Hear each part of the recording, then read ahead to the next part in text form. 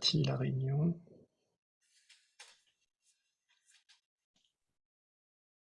Voilà, alors encore peut-être une minute et puis on commence. Il y a encore des personnes qui viennent d'arriver.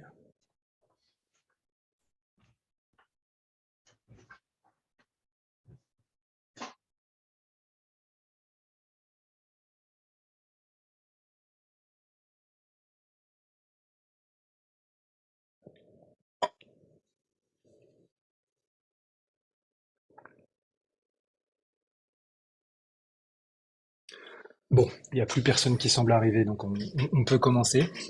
Donc merci à tous de participer au webinaire. Donc là, c'est le deuxième webinaire qu'on va faire de bilan un peu sur les expressions d'intérêt qu'on a reçues sur le PC1 RégiAdapt. Dans cette présentation, on va faire un focus sur les expressions d'intérêt qu'on a regroupées autour du Work Package 2. Euh, donc, j'ai juste rajouté cette slide un peu comme rappel de la structure du PEPR. Je pense que si vous êtes là aujourd'hui, c'est que vous avez déjà suivi un peu le PEPR dans les étapes d'avant, donc vous connaissez un petit peu. Je rappelle juste que donc oui, là, les actions dans RégiAdapt, c'est un des projets ciblés, des 5 projets ciblés du PEPR. Et je rappelle aussi que le PEPR va avoir deux grands moyens d'action. C'est premièrement ces projets ciblés et ensuite aussi les pardon, excusez-moi, j'admets les gens qui arrivent en même temps, donc je n'arrive pas à faire les deux. Euh, et aussi les appels d'offres ouverts. Donc voilà, il y a vraiment ces deux piliers dans le PEPR et c'est bien quelque chose à garder en tête. Euh, voilà, donc je te laisse enchaîner à partir de là, Bruno. Oui, tu m'avais dit que c'était la suivante, mais c'est pas grave. Ah ok, bon alors pardon, excuse-moi, je continue. Donc le projet ciblé 1, RégiAdapt, on a décidé de se focaliser en termes de levier d'adaptation des forêts au changement climatique sur la phase de renouvellement, en partant du principe que cette phase de renouvellement, c'est vraiment la phase clé euh, qui va permettre de déterminer la structure et la composition des forêts futures. Et c'est aussi une phase qui va être très très sensible au changement de conditions climatiques. Donc il nous a semblé que c'était vraiment un élément clé qui justifiait de se focaliser sur ces questions. C'est aussi une phase où il y a beaucoup de manque de connaissances sur les processus écologiques. C'est quand même pas la phase de la dynamique forestière qu'on connaît le mieux. C'est aussi une phase où il y a beaucoup de décisions de gestion qui sont prises, et avec, dans ces décisions de gestion, une part importante de la gouvernance et des choix sociétaux qui sont faits.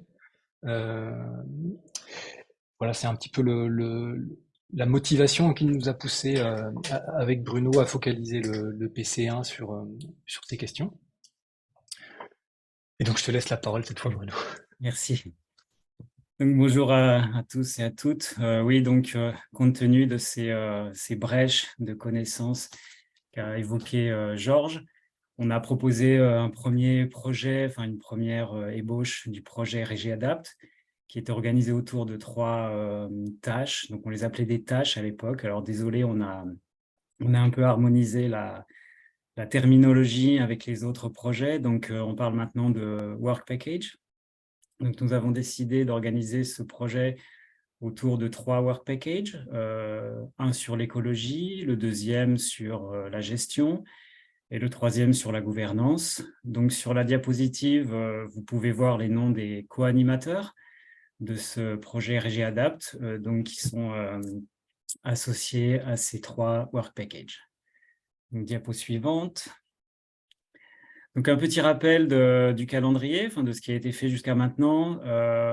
Vous avez participé, un grand nombre d'entre vous, au webinaire de présentation de la première version du projet, donc, que nous avons organisé fin septembre et début octobre.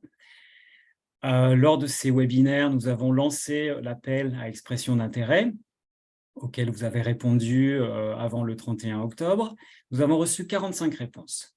Donc, suite à cette réception des expressions d'intérêt, nous avons travaillé entre co-animateurs pour organiser d'une façon cohérente ces expressions d'intérêt. Donc, c'est ce que nous allons vous présenter aujourd'hui.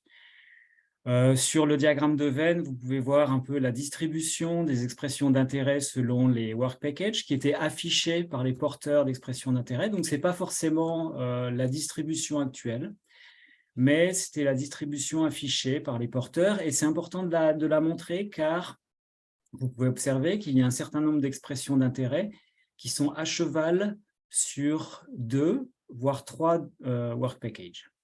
Donc, il y a eu un travail un peu d'analyse par exemple, les recoupements ou les overlaps finalement entre WP1 et WP2 en particulier, parce que vous voyez qu'il y a 11 expressions d'intérêt qui sont au milieu.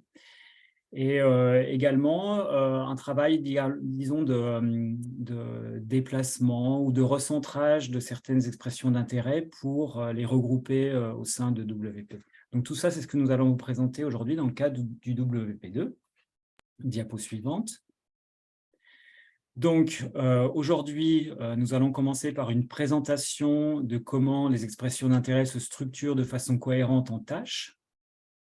Et nous espérons avec ce webinaire recevoir vos retours sur cette structuration et vous présenter les prochaines étapes du développement du projet RegEAdapt. Diapo suivante.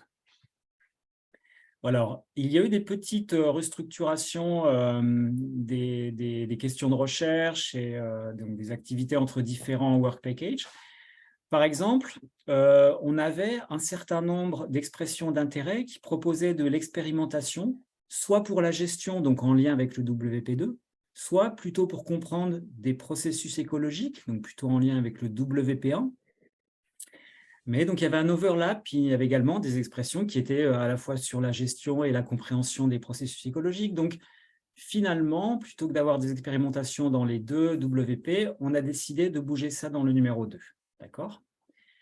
Deuxième point, sur les mélanges d'espèces. Ces mélanges d'espèces étaient présentés dans le WP1, par exemple, pour analyser leurs effets, ou alors dans le WP2 pour parler de gestion du mélange d'espèces. Donc, une fois encore, on a décidé de regrouper ça. Donc, c'est maintenant dans le WP2. Donc, aujourd'hui, on va vous en parler. Et l'autre changement qui a eu lieu, c'est que nous avons décidé de déplacer les expressions d'intérêt qui portaient sur les impacts de la régénération sur les services écosystémiques, ou NCP, puisqu'on a pris cette terminologie de Nature Contribution to People, et également sur les impacts pour la biodiversité. On a décidé de déplacer ça dans le WP3 pour des raisons d'équilibrage de taille des différents WP, mais également car la question des impacts sur les services écosystémiques, c'est une question qui déborde le champ forestier et qui concerne la société dans son ensemble. Donc, comme le WP3 s'intéresse à cette dimension sociétale, on a trouvé pertinent de déplacer ces expressions d'intérêt vers le 3. Du coup, une question que je vous pose maintenant, et je vais vous dire comment y répondre, c'est que dans la mesure où certains d'entre vous ont proposé des expressions d'intérêt sur les impacts de la régénération sur les services écosystémiques et la biodiversité, ils s'attendent à les trouver aujourd'hui dans ce webinaire. Or, ils sont passés dans le 3. Donc, si vous n'êtes pas disponible demain pour le webinaire du WP3, on a prévu un espace pour vous présenter comment on organise ça. Donc, la question que je vous pose, est-ce que parmi vous, il y a des gens qui veulent qu'on leur dise ce qu'on a fait sur ces expressions d'intérêt à propos des impacts sur les services écosystémiques et la biodiversité? Si oui, vous levez alors soit la main, soit vous prenez les réactions là, avec les pouces, enfin, tout ce que vous voulez. Une réaction suffira. Alors, je vais me mettre en mode où je vous vois tous. Hop, voilà. Et donc, il suffit qu'il y ait une personne. Voilà, j'en vois déjà 2. OK, donc il suffit qu'il y en ait au moins une. Donc, on vous propose d'aborder également ce point des impacts sur les NCP et la biodiversité. Voilà. Et donc, une personne aussi, Amélie, qui nous dit qu'elle est concernée par le sujet, mais elle sera là aussi demain. Donc, voilà. Très bien. Je continue. Diapo suivante. Voilà. Alors, également, un point de restructuration de ce projet, c'est que je viens de dire qu'on avait des expressions d'intérêt qui étaient un peu à cheval. Et donc, ça nous a donné l'idée de créer vraiment un espace où on a des discussions entre les WP Donc, on a créé ce WP0 qui va essayer de stimuler les synergies entre les différentes activités. Parce qu'on a beaucoup de choses en commun dans ces expressions d'intérêt. Des terrains, des approches, on a des choses à comparer comme des modèles. Donc, voilà, on a proposé ce WP0 qui sera vraiment l'espace où, en fait, par exemple, si une expression d'intérêt a été mise dans le WP2, mais qu'elle a aussi des choses à dire sur le 3, bah, c'est dans cet espace qu'on va trouver le moyen de discuter. Donc, slide suivante. Et quelques mots sur ce WP0 très rapidement. Donc, on va chercher tout d'abord des synergies conceptuelles et méthodologiques. Donc, on va trouver le moyen de créer des espaces d'échange sur les approches, les méthodes, les modèles, dans l'idée de chercher des complémentarités ou de l'harmonisation entre ces éléments. Deuxièmement, on va chercher également des synergies opérationnelles, puisqu'on a beaucoup de terrains qui sont en commun, des dispositifs, des données. Donc, on va parler de partage, aussi également de complémentarité et d'harmonisation. Et nous aurons également une troisième tâche sur l'interdisciplinarité et la réflexivité, parce qu'en fait, on veut vraiment construire une démarche interdisciplinaire. On a la chance d'avoir ce projet qui est sur les socio-écosystèmes forestiers. Donc, on va en profiter pour vraiment avoir une démarche de construction interdisciplinaire et de réfléchir à comment on le fait et réfléchir également à comment, en fait, notre projet a des impacts, par exemple, sur les changements de pratique des acteurs. Et finalement, une quatrième tâche qui est assez classique de coordination. Voilà, donc je passe la main à Georges de nouveau. Merci Bruno. Donc là maintenant, ce qu'on va faire, en fait, on va vous présenter les quatre grandes thématiques qu'on a identifiées pour le Work Package 2. Et en discutant certaines des expressions d'intérêt qui rentrent dans cette thématique-là. On va pas avoir le temps de rentrer vraiment dans le détail de toutes les expressions d'intérêt, parce qu'il y en a trop en fait, hein. C'est pas possible de faire ça dans le webinaire. Un point important à rappeler aussi, c'est que en fait, on n'a pas nécessairement associé une expression d'intérêt à une seule thématique. Hein, si jamais il y a des expressions d'intérêt qui étaient assez larges, qui regroupaient des thématiques assez diverses, donc elles peuvent être attachées à différentes thématiques, et puis on a pu aussi oublier des choses, hein. Euh, donc voilà, l'objectif c'est de vous présenter les expressions d'intérêt qu'on a reçues, et c'est un petit peu l'étape de lancement ensuite de la construction, où on va essayer de contacter les gens pour essayer de réfléchir à la construction sur la base de ces expressions d'intérêt de tâches communes. Donc là maintenant, ce que je vais faire, c'est que je vais laisser la parole aux co-animateurs qui sont responsables de chacune de ces tâches pour présenter un petit peu les expressions d'intérêt et les thématiques qu'on a choisies. Donc je laisse la parole en premier à Catherine Collet. Catherine. Oui, bonjour. Donc, je présente la première des tâches de ce WP là, qui s'intitule Itinéraire de plantation. Et donc, de façon un peu plus détaillée, ce qu'elle va regarder, c'est chercher à identifier donc les facteurs de succès des plantations pour après aboutir à des améliorations de ces itinéraires. Et donc, on a cherché à regrouper les différentes expressions d'intérêt qui répondaient finalement à cette question générale. Et voici donc celles qu'on a identifiées. Alors, comme tu l'as dit, hein, il y a peut-être des oublis hein, qu'il faudra rajouter si jamais il y en a qui répondent aussi à cette question. Alors, le mot itinéraire, il est pris dans un sens assez large, hein. Ça va depuis la production des plants en pépinière jusqu'après la conduite des plantations sur une dizaine d'années. Donc, c'est une période de temps assez large. Ça comprend finalement, dans ce que nous on a mis là, ça comprend le choix des essences, ça comprend le choix du schéma de plantation et ça comprend aussi le choix des travaux et des interventions sylvicoles qu'on peut faire pendant toute cette durée, quoi. En revanche, les questions qui sont liées au choix de est-ce qu'on mélange ou pas, donc le choix de la composition du peuplement et le choix de la structure du peuplement, ça n'a pas été mis dans cette tâche-là, hein, parce qu'il y a une tâche spécifique qui est consacrée au mélange. Et de mémoire, finalement, il n'y a pas grand-chose hein, qui concerne la structure du peuplement sur des plantations. Et donc, ça veut dire, dans cette tâche-là, on est sur des visions assez classiques de la plantation. Donc, il y a des nouvelles essences, mais dans des visions assez, on va dire, traditionnelles ou classiques de la plantation. Voilà. Donc, les expressions d'intérêt, elles étaient, bon, on en a relevé 6. et finalement, il y a assez peu de superposition entre ces 6 expressions d'intérêt. Donc, je vais peut-être les lister et puis voir en quoi comment elles peuvent s'articuler les unes entre les autres. Donc, la première, là, qui s'intitule « Analyse de la reprise des plantations », c'est une expression d'intérêt qui vise la principale action, ce sera d'essayer d'identifier les facteurs climatiques qui peuvent guider, qui vont déterminer le succès ou pas de la plantation, de la reprise de plantation, donc c'est en gros la survie pendant la première année. Et ça va être essentiellement axé sur les questions de climat. Et donc, on voit qu'il y a certaines essences qui ont des problèmes de reprise de plantation. Et du coup, la deuxième expression d'intérêt, la 33, qui s'intitule « Mise au point de solutions innovantes pour limiter la sensibilité des plantes aux épisodes de stress hydrique », elle cherche justement à voir comment est-ce qu'on peut réduire cette mortalité initiale qui est très forte pour certaines essences.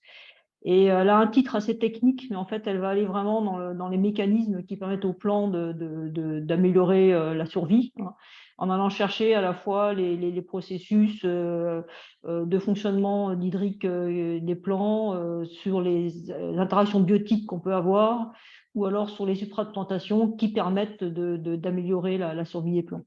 Et donc, concrètement, ce qui va être fait, c'est d'aller voir est-ce qu'on peut faire de la mycorhisation ciblée, est-ce qu'on peut aller importer des cortèges microbiens naturels, est-ce qu'on peut aussi améliorer les potentiels de croissance racinaire, est-ce qu'on peut améliorer le fonctionnement hydrique des plants, et est-ce qu'on peut améliorer les substrats de plantation. Donc, c'est une combinaison d'approches de pédo, de connaissances physio et de connaissances sur les micro-organismes qui vont être combinées là-dedans.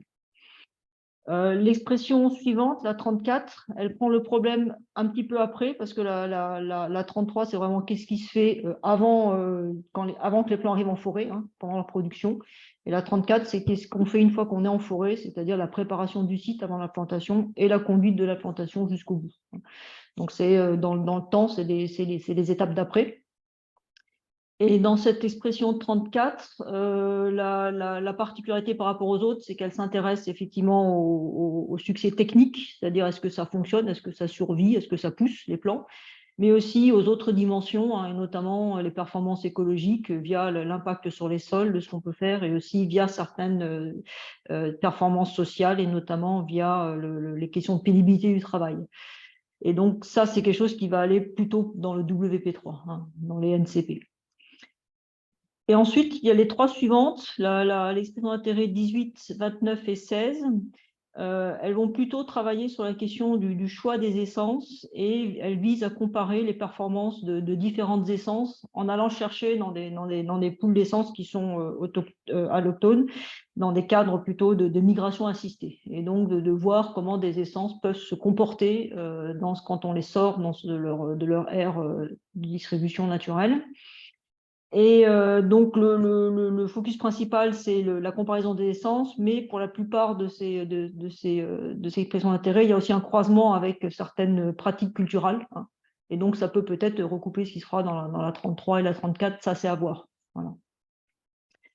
Donc, ce qu'on peut dire, c'est qu'on a des expressions d'intérêt qui sont, alors je ne sais pas si elles sont complémentaires, parce que comme elles ne sont pas sur les mêmes essences, pas forcément sur les mêmes milieux, même pas sur les mêmes biomes, est-ce qu'on arrivera après à les abouter dans une vue générale cohérente, je ne sais pas, mais en tout cas, elles sont pas redondantes, elles ne se superposent pas.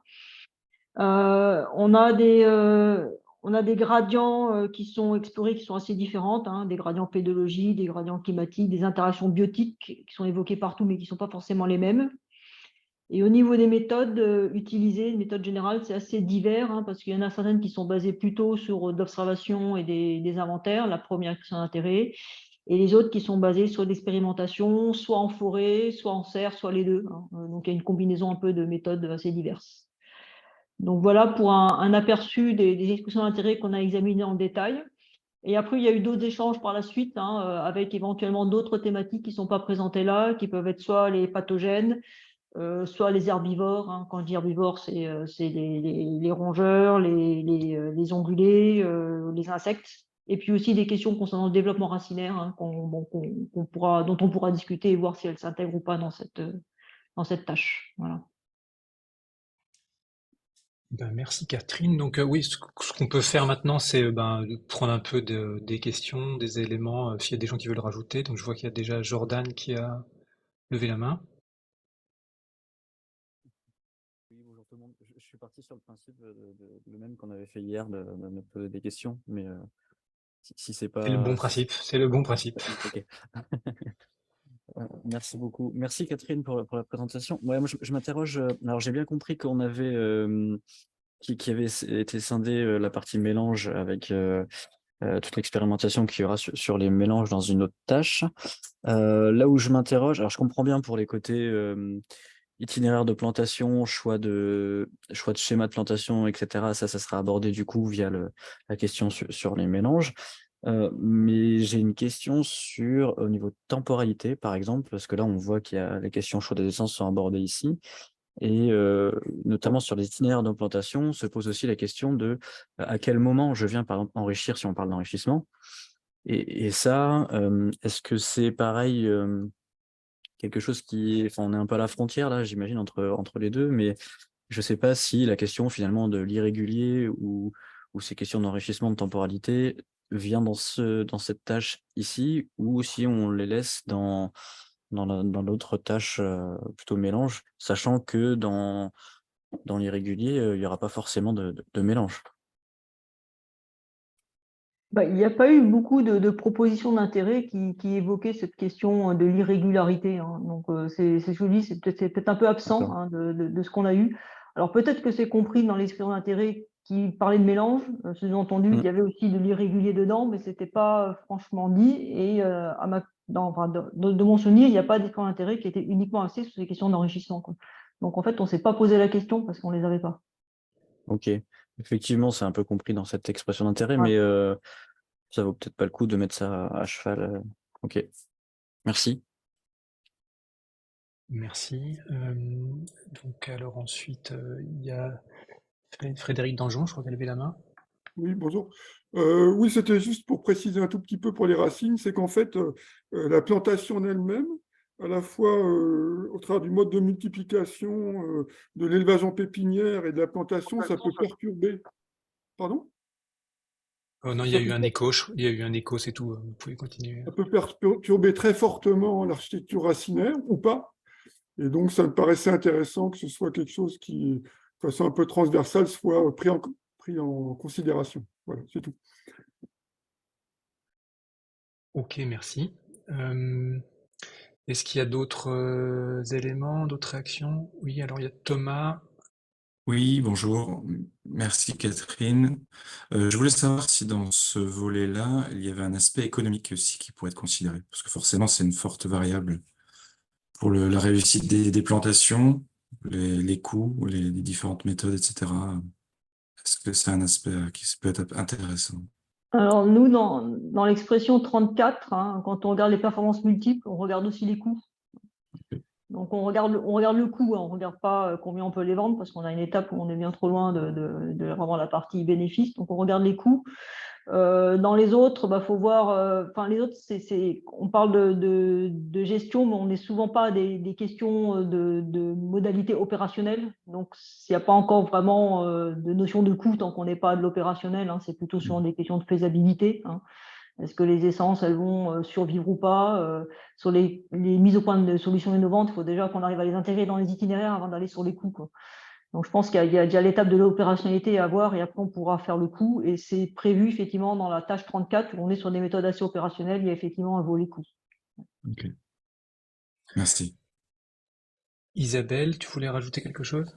Oui, je voulais juste ajouter très rapidement parce qu'en fait, les gens qui sont intéressés par les plantations sont peut-être plus ici que hier, en fait, où on avait juste souligné dans la partie modélisation, développement de modèles, amélioration des modèles, qu'on avait un peu un manque potentiellement de modèles qui cherchaient à représenter les processus spécifiques à la plantation, enfin au premier stade de la plantation. Et du coup, je voulais signaler ça aujourd'hui aussi. Donc, voilà. Moi, je suis d'accord avec toi. On a vraiment un manque dans les modèles, hein. Les modèles de croissance, ils démarrent en général à un stade assez avancé. Bon, on n'a pas eu de proposition là-dessus. Et c'est vrai qu'on n'a pas de modèle qui permet de tester différents itinéraires de plantation, quoi. Ça, c'est clair. Ce qu'on peut rajouter aussi, je te donne la parole juste après Bernard, mais ce qu'on peut rajouter, c'est que ces questions de coûts économiques ils seront aussi connectés au Work Package 3, à la première tâche du Work Package 3, où il y aura aussi des modèles économiques qui ont fait des expressions d'intérêt. Donc Bernard. Pour cette présentation, Catherine. Je voulais simplement souligner que là, on parle de plantation, mais nous, on avait fait une proposition pour des migrations assistées. Ça peut être aussi des semences, en fait, pas directement des plants qui sont installés. Donc, ça permet, par exemple, de reconnaître le développement complet de la plantule, hein, de son émergence, sa survie d'une espèce migrée par rapport à une espèce locale. Donc voilà, bon, c'est pas gênant que ça soit dans l'itinéraire de plantation, hein, mais si vous voulez le souligner. Et si en même temps, dans la tâche 18, si on pouvait mettre Mathieu Santonja avec moi, parce que ex-Marseille Université. Désolé Bernard, on n'a pas mis tous les noms parce que des fois il y avait beaucoup de noms, donc on a réduit à une seule personne en général, parce que des fois on aurait une liste de 20 personnes. Donc. Ok, merci. Alors, pour répondre à Bernard, effectivement, là, votre expression d'intérêt, elle figure aussi dans la partie régénération naturelle. Et puis vous avez en plus effectivement le semi-direct. Alors il n'y a pas de tâche qui est dédiée au semi-direct, mais ce qui est intéressant, c'est que vous faites vraiment vous la comparaison des différents modes, quoi. Et bon, on a séparé régénate et plantation, mais on a envie en de les comparer, hein, donc ça il faudra le faire, quoi. Merci. Merci Bernard. Pascal Fray. Oui, bonjour. Merci Catherine pour ta présentation. Oui, alors effectivement, j'avais raté le coche du dépôt des lettres d'expression d'intérêt. Et c'est vrai qu'il pourrait y avoir de la prise en compte des agents pathogènes forestiers dans pas mal de projets. Après, on n'est pas très nombreux entre les quelques bordelais et les quelques nancéens. Et puis, certains sont déjà largement impliqués dans l'autre PC2 sur les risques multiples. Alors là, spécifiquement, moi j'avais pensé à un truc un peu particulier dont j'avais fait part à Georges et à Bruno. C'était sur les îlots d'avenir de l'ONF et notamment les plantations d'espèces exotiques qui pourraient servir d'arbres sentinelles pour surveiller leur sensibilité à certains agents pathogènes indigènes. Et ça pourrait être fait avec le département de la santé des forêts. Donc après, je discute un peu à la fois avec Aurélie chez nous et puis peut-être avec Bernard Prévosto si cet aspect-là pourrait être intégré dans un des projets existants. Ok.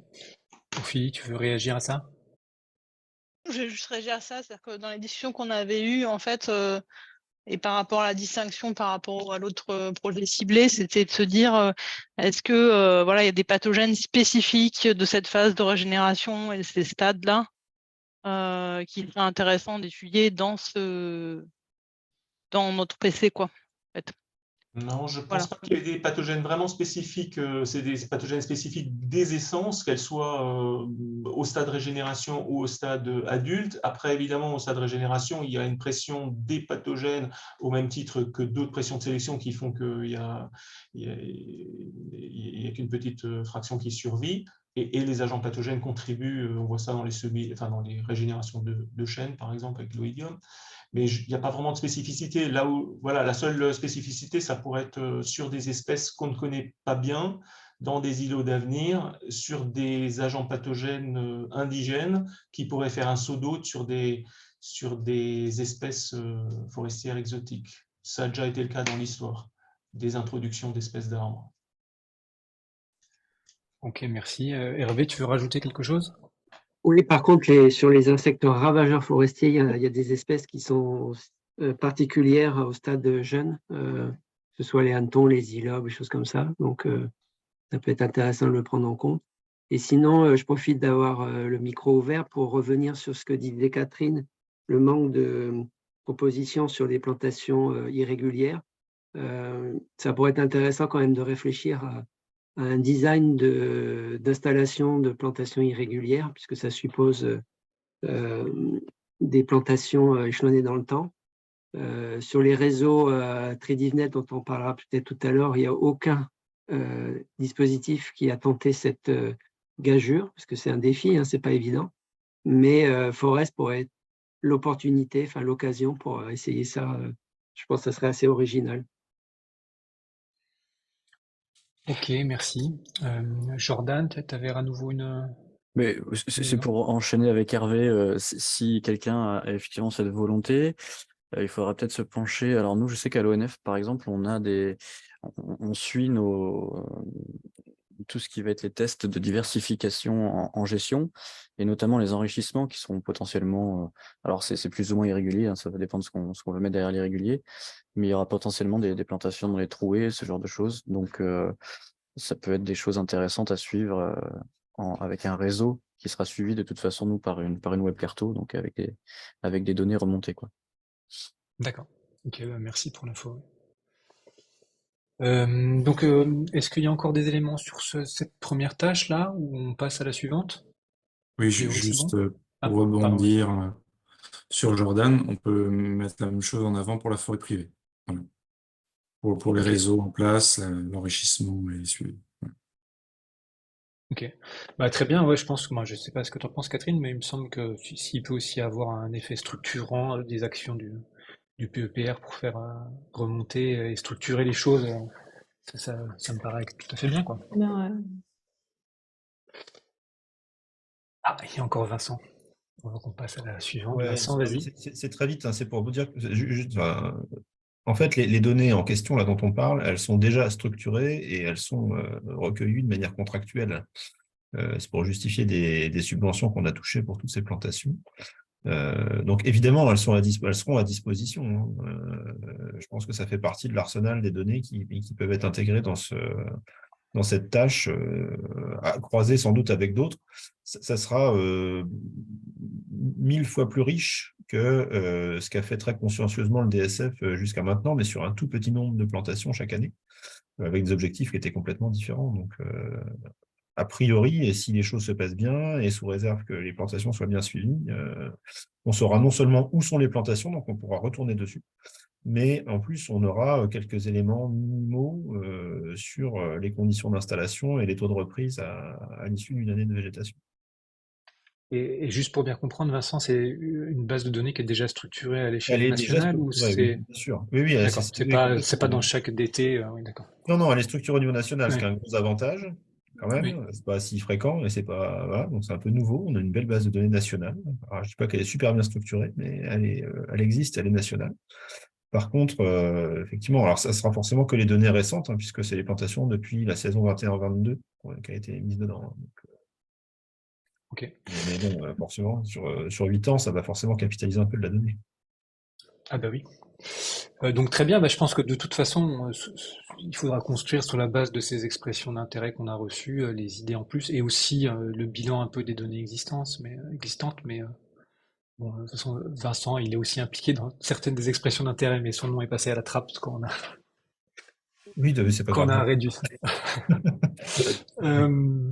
Ok, et ben très bien, merci beaucoup. Donc si c'est bon, sauf s'il y a encore des éléments à rajouter sur ce point, on passe à la tâche suivante. Ok. Donc je laisse la parole à Ophélie et à Julie. Je sais pas comment vous voulez vous organiser. Il me semble plutôt Ophélie, mais Ouais, j'espère que ça va tenir parce que moi, il n'y a plus d'électricité là à l'ISEM, donc je suis sur mon téléphone. ah bah sinon Julie prendra la suite. Donc bon, d'accord, je disparais brusquement. Voilà. Donc on a essayé de regrouper ensemble un ensemble d'expressions d'intérêt qui s'intéressaient un peu, alors à la fois de choses assez différentes au final, qui sont les flux de gènes assistés, la migration assistée. Enfin, il y a des définitions qui varient, mais la migration assistée, c'est déplacer des espèces en dehors de leur aire de répartition historique actuelle.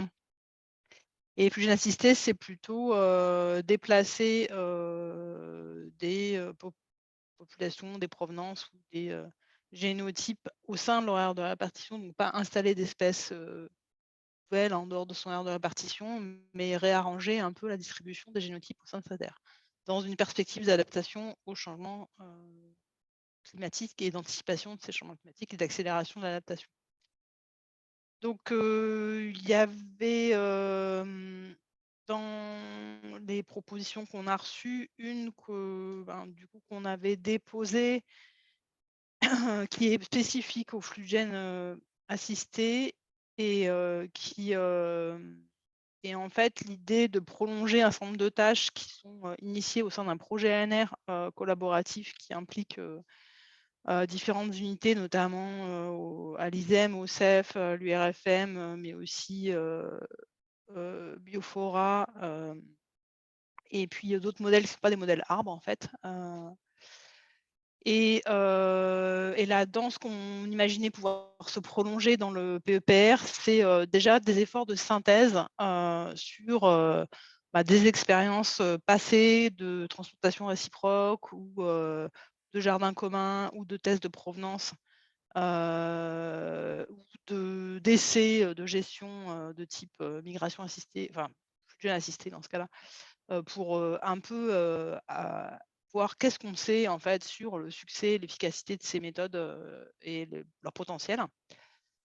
Il y avait aussi des tâches proposées plutôt de modélisation qui soient spécifiques à ces problématiques, parce qu'il y a encore à l'heure actuelle un nombre assez faible de modèles qui considèrent des scénarios de flux assistés, qui regardent en particulier quel est vraiment l'impact de ces pratiques sur les services, enfin voilà, sur le fonctionnement démographique des forêts ou sur les services qu'ils peuvent rendre.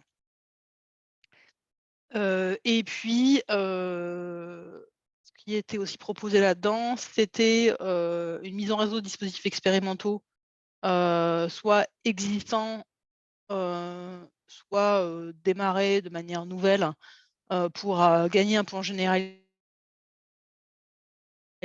Vous m'entendez toujours? Ou pas? Oui, c'est revenu, tu peux continuer. Parce que moi, je vous entends plus, en fait.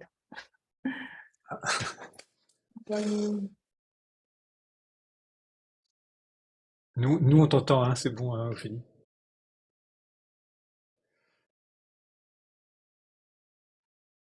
Bon, on va la laisser changer de micro.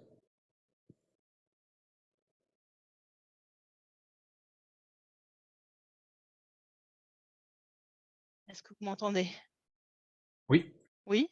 Vous m'entendez? oui, c'est bon. OK, Oui. parfait. Merci, désolée.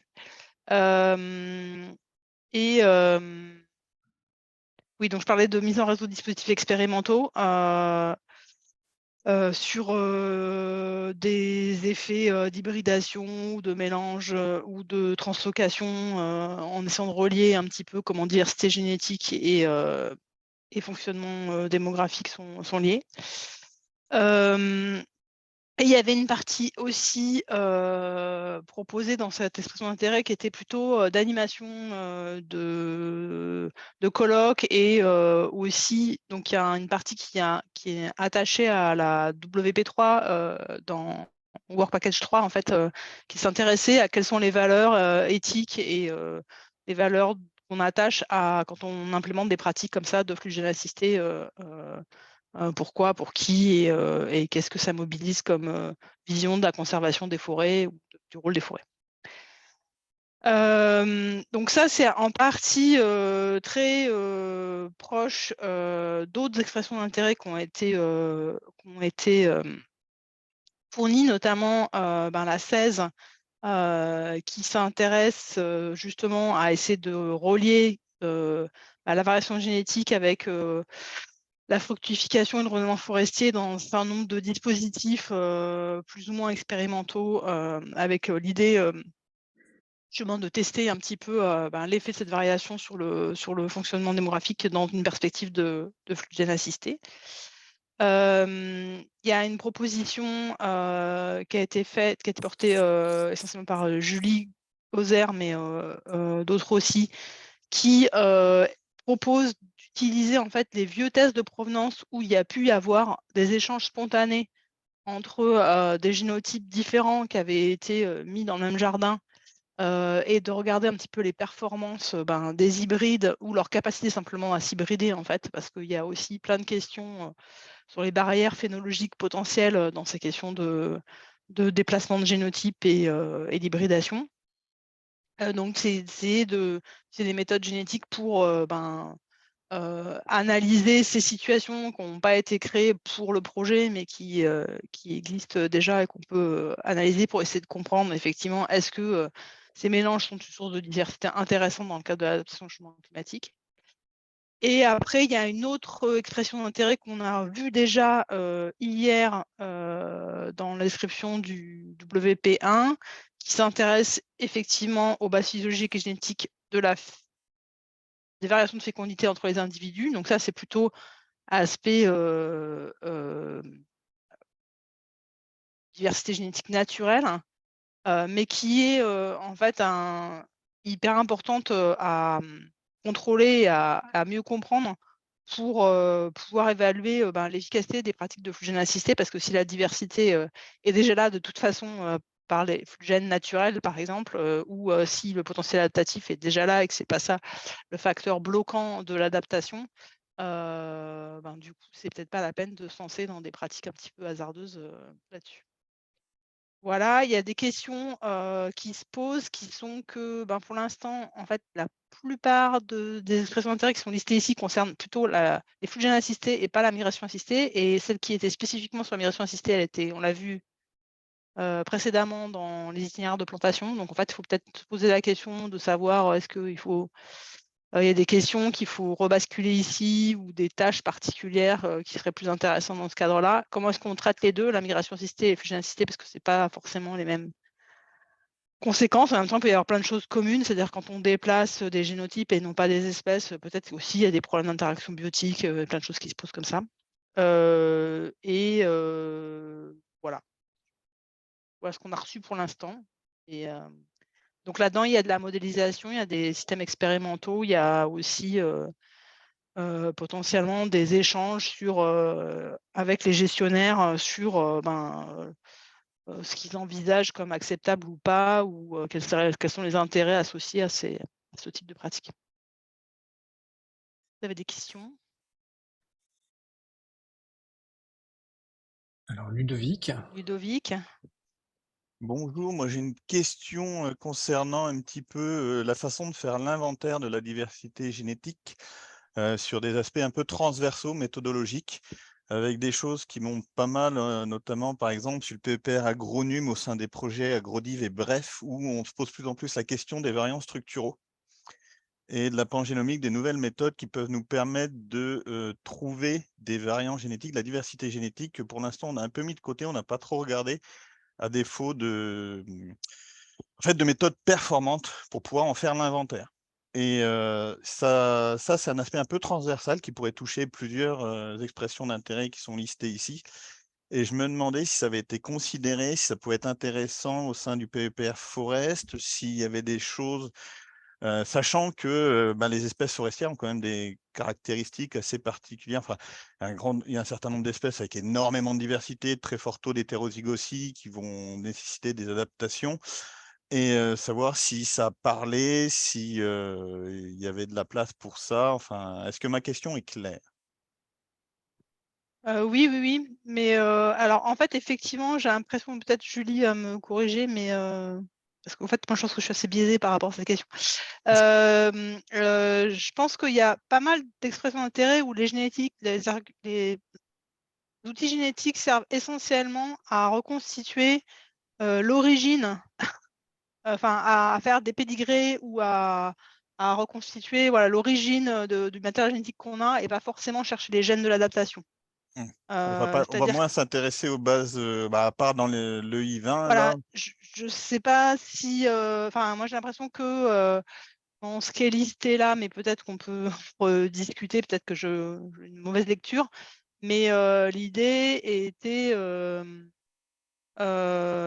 potentiellement essayer effectivement d'identifier les hybrides, d'identifier les provenances d'origine et après de relier le statut de ces hybrides avec des performances de croissance, de survie, du tracking des individus, de l'origine géographique. Voilà, après on a eu une expression d'intérêt qui n'est pas ici et qui, je pense, a quand même un lien avec cette thématique et peut-être qu'il faudrait la remettre. On en a parlé aussi hier, c'est celle sur l'angélique au milieu tropical où il y a pas mal d'expériences de transplantation réciproque pour le coup, ce qu'ils nous ont expliqué hier, c'est qu'en fait, un peu l'idée, c'était de mimer aussi potentiellement des flux de gènes assistés en déplaçant des génotypes. Donc après, voilà, peut-être qu'il y a aussi des aspects génomiques de l'adaptation, chercher les gènes de l'adaptation qui seront intéressants à déplacer. Mais les questions qui se posent, c'est sur combien de modèles on peut faire ça, est-ce qu'on va avoir un degré de généralité fort, voilà. Julie, tu veux compléter là-dessus peut-être? Non, je suis assez d'accord avec toi.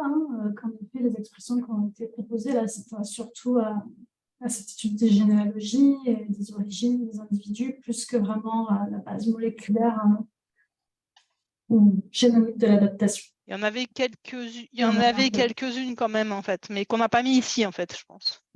Ok, très bien. Il me semble, mais il a levé la main, donc peut-être qu'il va pouvoir nous donner plus d'infos, que peut-être dans l'expression de Benjamin, il y avait un petit peu quand même cette facette-là. D'où Benjamin? Oui, bonjour, et merci pour la synthèse, merci pour votre présentation. Alors, j'ai plusieurs points que je voudrais aborder rapidement. C'est vrai qu'on n'a pas directement abordé la question de la génomique de l'adaptation, l'estimation du potentiel adaptatif ou du génomique offset des populations qui justifie la migration assistée ou le flux de gènes assisté, ou des choses comme ça.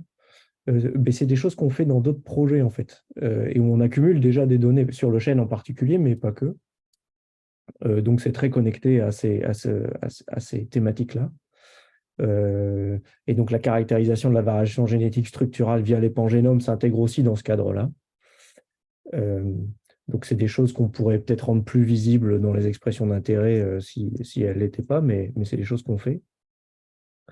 Et donc, ça, c'est un premier élément de réponse. Et le deuxième, c'est que il y a des questions qui se posent sur le flux de gènes assisté et aussi à l'interface avec la migration assistée, avec les complexes d'espèces, sur comment on fait, si jamais il fallait le faire, ce qui n'est pas sûr, étant donné, par exemple, les petits doutes que tu as émis quand la diversité génétique elle est déjà présente et que le frein à l'adaptation, ce n'est pas la question de diversité génétique manquante, mais c'est autre chose, comme un renouvellement forestier qui n'existe pas ou qui ne fonctionne pas bien.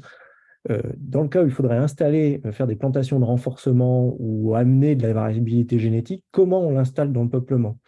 Et comment on l'installe dans des trouées et comment les flux de gènes se dispersent dans le peuplement?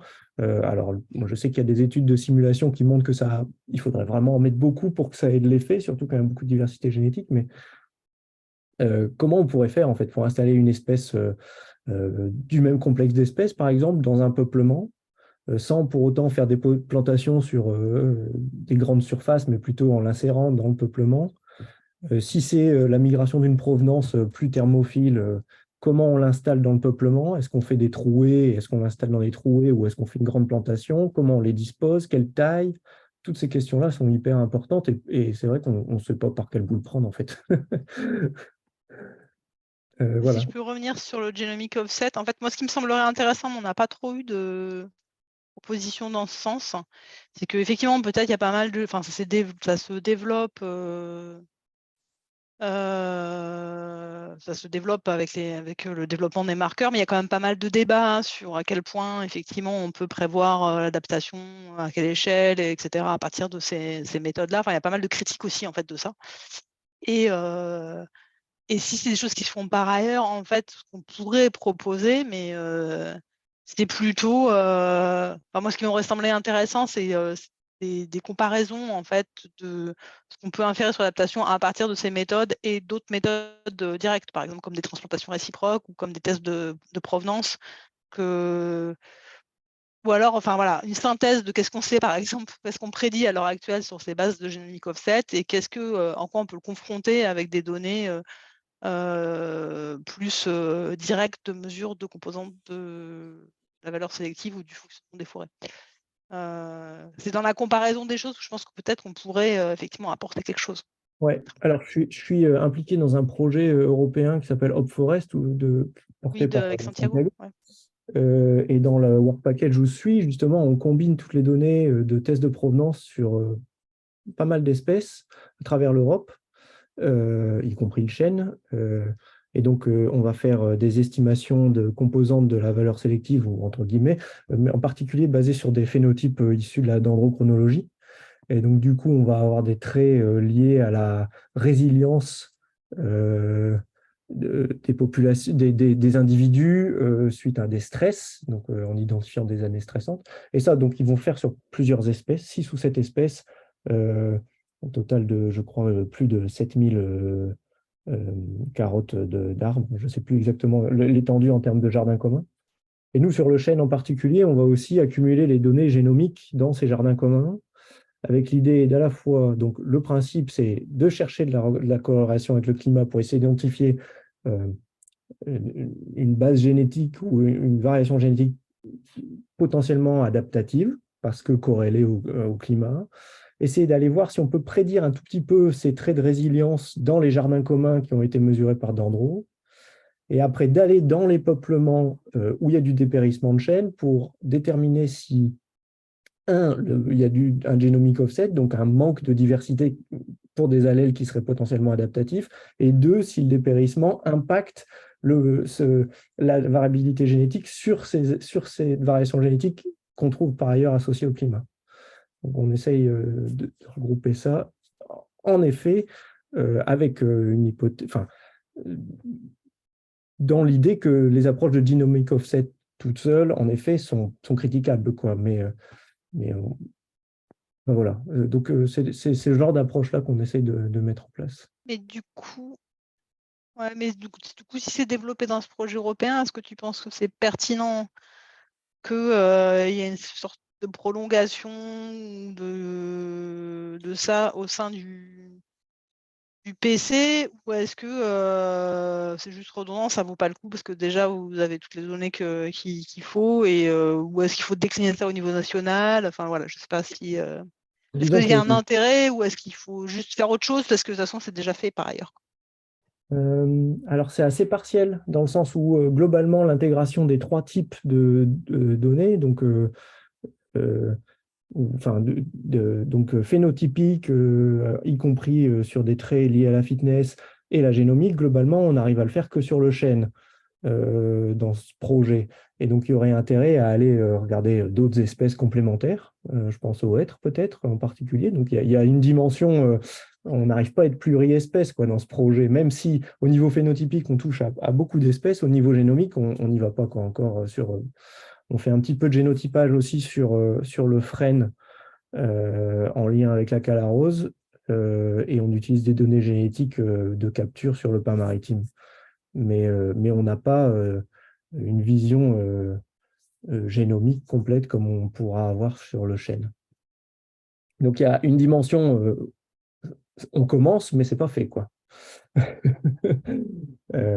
Et après, et directement en lien avec le PC, j'essaye de faire financer des manips où on essaye de regarder si cette variation qu'on considère comme adaptative à l'échelle européenne envers des climats plus chauds, plus secs, chez le chêne toujours, est-ce que cette variation-là, elle est bien représentée dans le renouvellement forestier, et est-ce qu'il n'y a pas des corrélations génétiques, par exemple, qui feraient que, je ne sais pas moi, les plantules qui survivent bien actuellement portent plutôt moins les allèles qu'on a identifiés comme étant adaptatives à des climats plus chauds, plus secs, pour simplifier un petit peu. Donc voilà, on a perdu Ophélie, non? Je suis revenue. Peut-être, oui. Ah non. Mais voilà, je vais arrêter de parler parce que ça fait longtemps.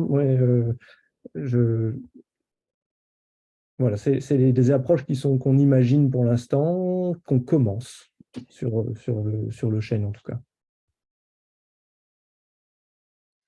Bon, après, moi, ce que j'avais aussi envie de faire là-dessus, mais je ne sais pas, c'était justement comme je trouve que c'est un thème un petit peu, tout le monde en parle, mais on ne sait pas très bien qui fait ça. Concrètement, moi, j'avais l'impression qu'il y avait des objectifs d'animation, en fait. Simplement, et ça, je ne sais pas, c'est peut-être des trucs transversaux dans le WP0, mais ça peut être organiser des événements pour que les acteurs qui travaillent sur une fusion assistée, même s'ils ne sont pas dans le projet PEPR, se rencontrent, discutent, échangent des résultats, et qu'on progresse collectivement là-dessus via des objets comme ça, quoi. Je sais pas. Oui, moi je l'activité pense que possible. ça c'est facile à organiser, c'est pas forcément plus ce qui en termes de budget a un coût le plus important, donc ça, à mon avis c'est largement possible de le faire. Après, sur les approches à mettre en place, c'est sûr qu'il faut prendre un peu le temps de réfléchir à qu'est-ce qui a un effet structurant pour la communauté, quoi, qui permet de mettre en lien des gens qui sont pas encore en lien et qui fasse qu'on passe à une échelle au-dessus des projets en cours, quoi. Euh, Donc, est-ce qu'il y a encore des gens qui veulent intervenir sur sur cette tâche-là? Ou Ophélie, Julie, vous aviez des points à rajouter? Non, c'est bon? Non, pas moi. Ouais. Ok, et ben alors on continue, si jamais il n'y a pas de... Donc, et ben alors la prochaine tâche, normalement, c'est Lisa Laurent qui va prendre en charge ça, mais elle a malheureusement pas pu participer aujourd'hui, donc je vais m'occuper de faire la présentation.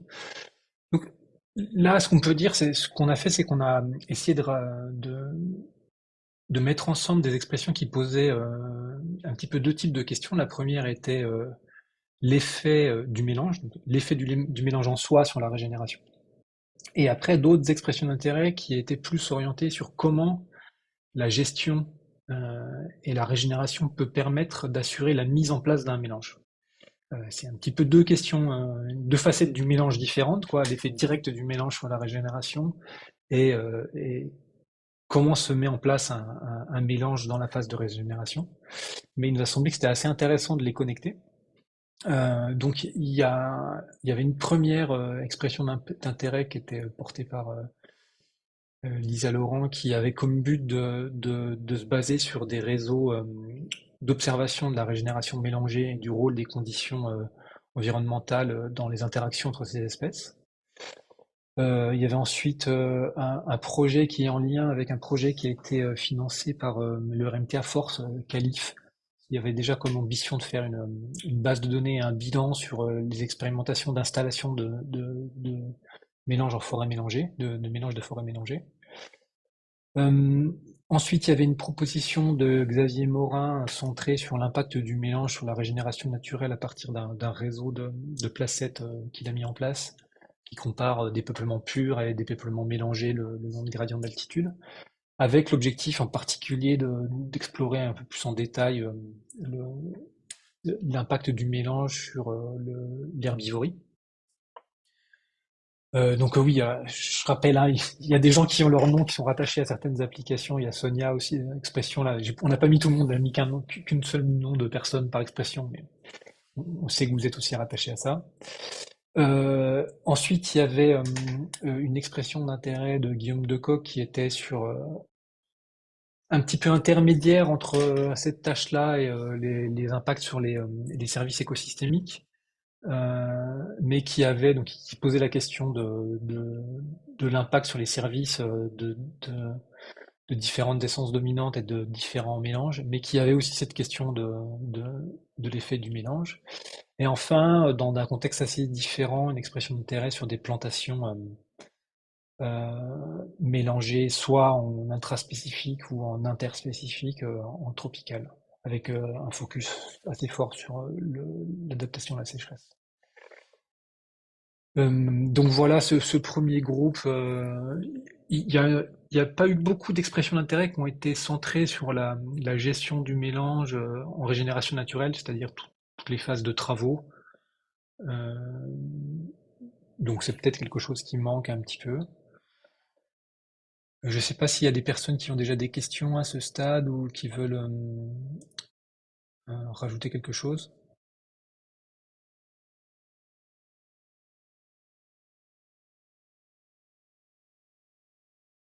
Non? Je laisse un peu de temps parce que parfois il faut un petit peu de temps pour réagir.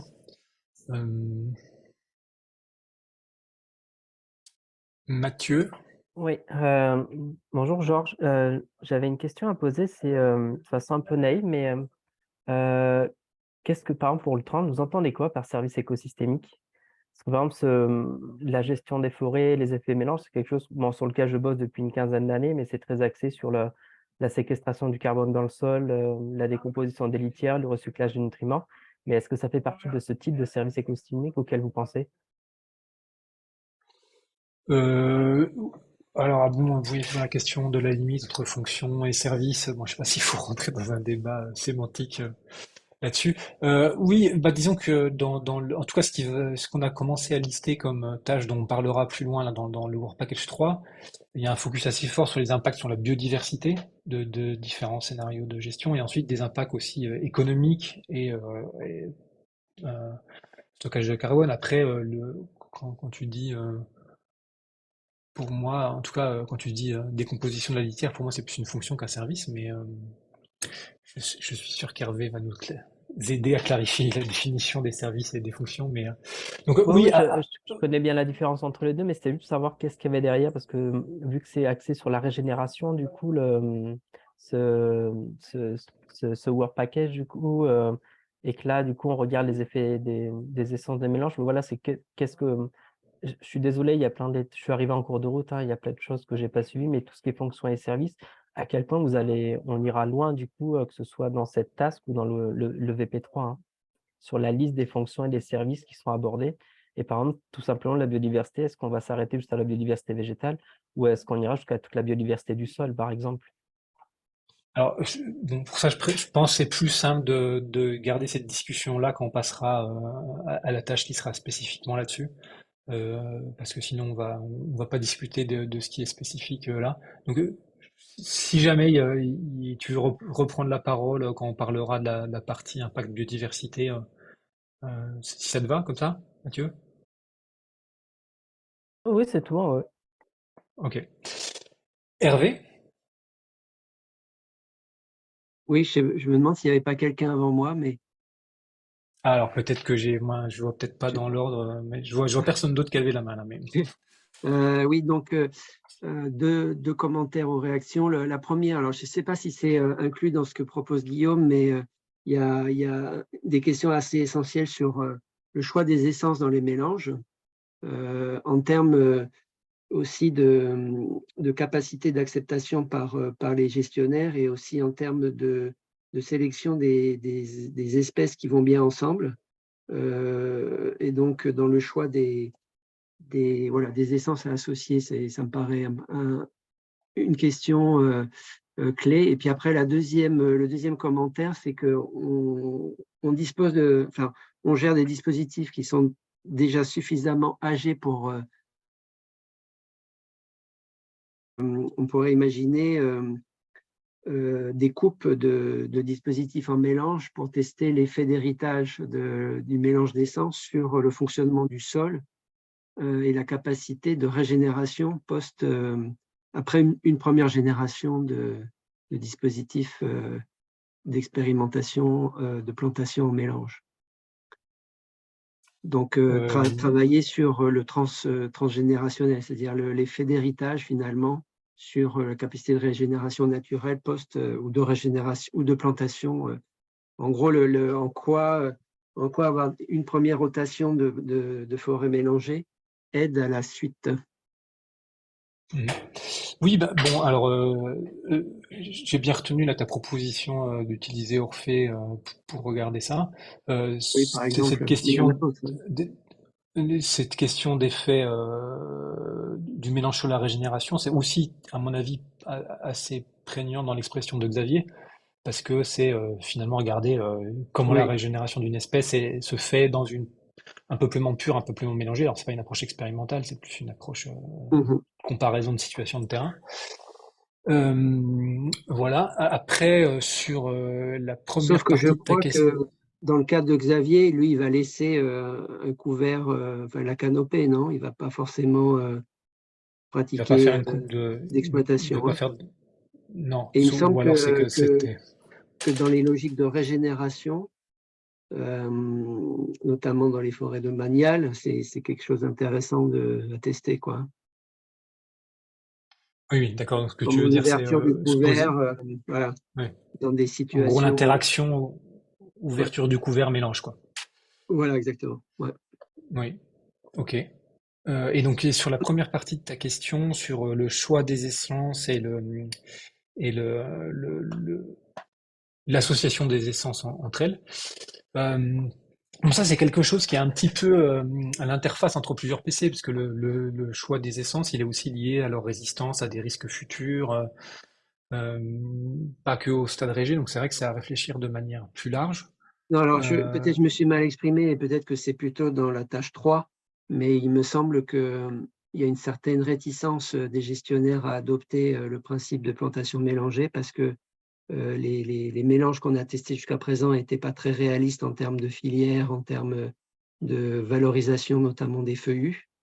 Et donc, il me semble qu'il y a aussi une réflexion à avoir sur le choix des essences, non pas tant en termes de fonctionnalité, mais aussi en termes de débouchés, entre guillemets, de valorisation. Ok, ouais, bon, bah, il faudra réfléchir à ça. Je pense qu'il y a peut-être quelques expressions d'intérêt qui touchent qui ont un petit peu des éléments là-dedans, mais c'est pas central dans aucune, il me semble. Il y a Jordan. Oui, mais justement, si un peu dans Calif, en fait, on va aborder ce genre de questions, notamment parce que, alors, il y a pas mal de personnes autour de la table qui seront concernées et on a déjà contacté pour certains d'entre eux, mais l'idée de Calif, c'est vraiment d'avoir une mise en commun de toutes ces initiatives qu'il y a eu de fait là sur l'installation des mélanges ces dernières années, et à différentes échelles spatiales et temporelles aussi. Et l'idée, c'est vraiment de mettre en commun cette connaissance pour, in fine, vers un second projet, pouvoir construire un réseau interinstitutionnel sur l'installation des mélanges. Et il y aura effectivement des questions sur la sylviculture mélangée à couvert continu, il y aura des questions sur la plantation mélangée en plein de 2 essences objectifs, il y aura des questions sur l'enrichissement et potentiellement aussi alors moi, je suis très intéressé par la question d'Hervé sur effectivement la route, enfin, deux enchaînements de révolution entre des peuplements mélangés et la régénération naturelle de ces peuplements mélangés. Aujourd'hui, on écrit un guide de sylviculture sur les peuplements mélangés. Alors, il a commencé en interne à l'ONF, mais on va le mettre en commun justement dans ce projet Calif avec les collègues de la forêt privée pour justement essayer, pardon, dans ce guide, il y a aussi ces notions de comment faire pour renouveler mon peuplement mélangé avec 2 essences objectifs, mais pas que. C'est-à-dire qu'il peut y avoir aussi, alors Hervé, tu disais effectivement, le choix des essences, ça ne se limite pas au fonctionnel, et je suis totalement d'accord. Et en plus de ça, j'irai même plus loin, on va avoir des choix d'essence qui vont pas forcément concerner 2 essences objectifs, mais dans le cas du pain maritime, par exemple, on peut avoir des essences d'accompagnement qui vont être bénéfiques dans le jeune âge, et puis peu importe si ce mélange perdure jusqu'à la fin et la récolte des pains maritimes. C'est un exemple, hein, mais voilà. Donc il peut y avoir aussi ces aspects-là qui seront abordés dans ce projet Calif. Et c'est Mélanie hein, qui reprend, mais bon, c'est moi qui l'avais rédigé au départ, donc c'est pour ça que j'ai pris la parole tout de suite. Mais voilà, c'est pour dire qu'il y aura effectivement ces questions-là qui seront abordées dans les groupes de travail dans Calif. Donc n'hésitez pas à nous signaler si vous êtes intéressé aussi par ces questions-là. Ok, d'accord, bon bah très bien. Donc ça montre bien qu'il faut qu'on rediscute aussi avec les porteurs d'expression d'intérêt, parce que des fois c'est assez court comme format, donc on peut pas tout Oui, ça s'est fait vite. comprendre le détail fin de ce qu'il y a derrière. Ok, je ne sais pas s'il y a d'autres réactions sur cette partie-là. Non? Et ben donc je continue. Donc Catherine, je te redonne la parole pour cette dernière tâche.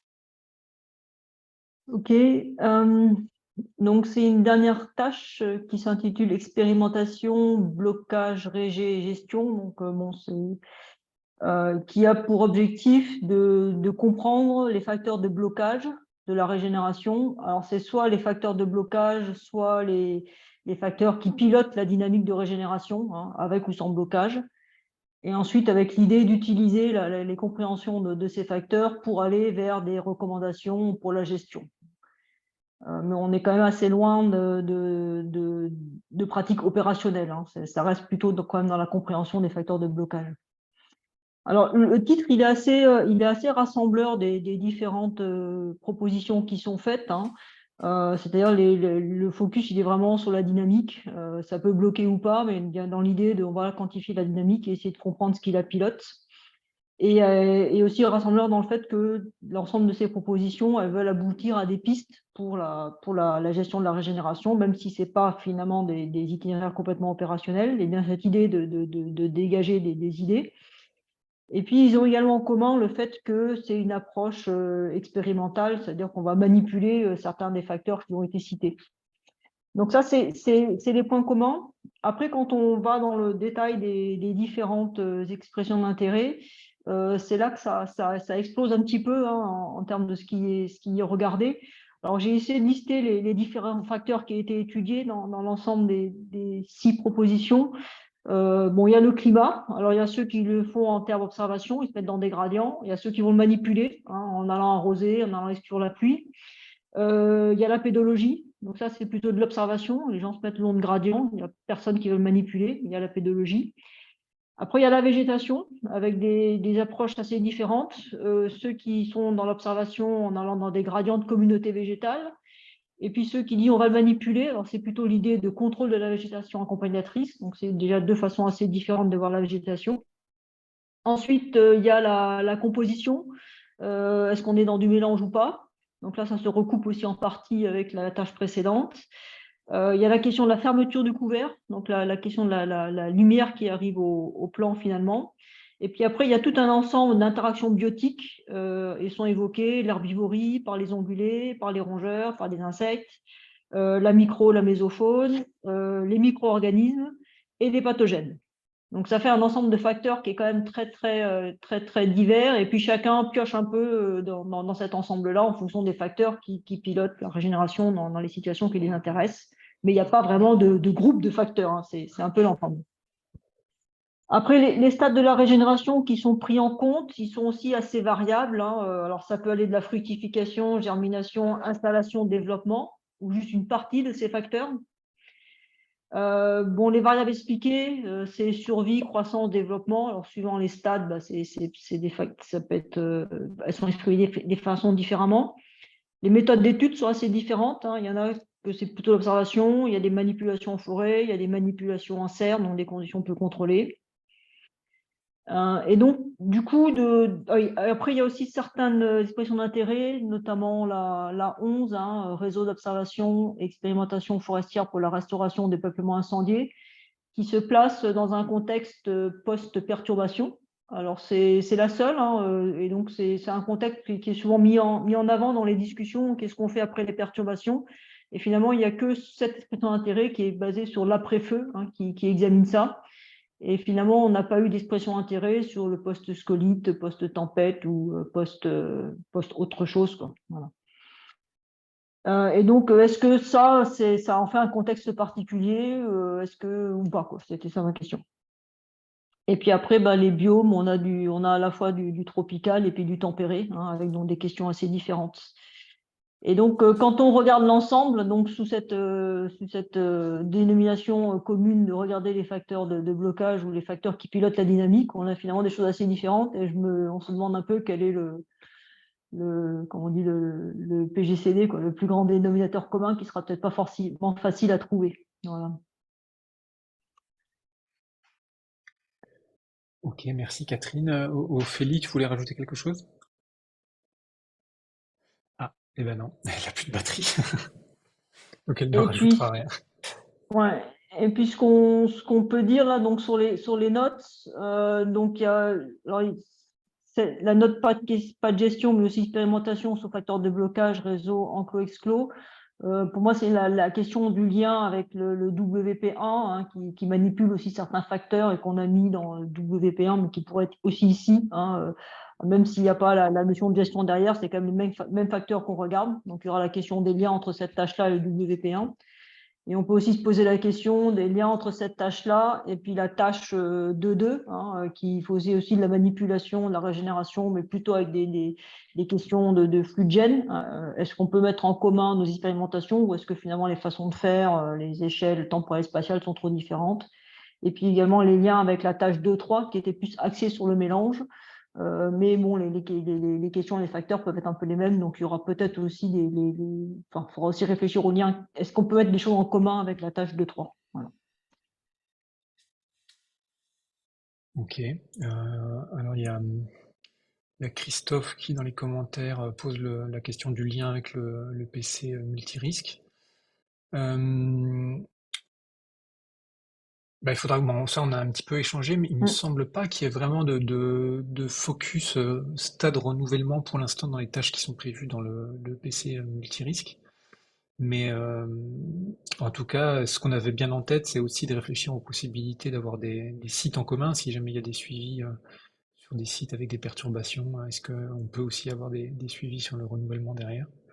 Mais c'est un peu à construire ça. Hervé, tu voulais réagir? Ouais, petite réaction à chaud. Alors, je suis pas sûr d'avoir tout bien enregistré, mais il me semble que la tâche de 1, c'était en gros les succès de la plantation, la régénération de plantation, et que la 2.4, c'est les échecs. Et donc, est-ce que finalement, les deux ne pourraient pas être regroupés? Il y en a un, c'est la plantation, et l'autre, c'est plus régénate. Hein. Et c'est pour ça qu'on a mis blocage, mais c'est plus les facteurs qui pilotent la dynamique. Donc, c'est pas spécialement blocage. Bon, sauf que c'est ces situations-là qui nous intéressent le plus, mais c'est plus régénate et plantation, la séparation, que blocage ou réussite, quoi. Mmh.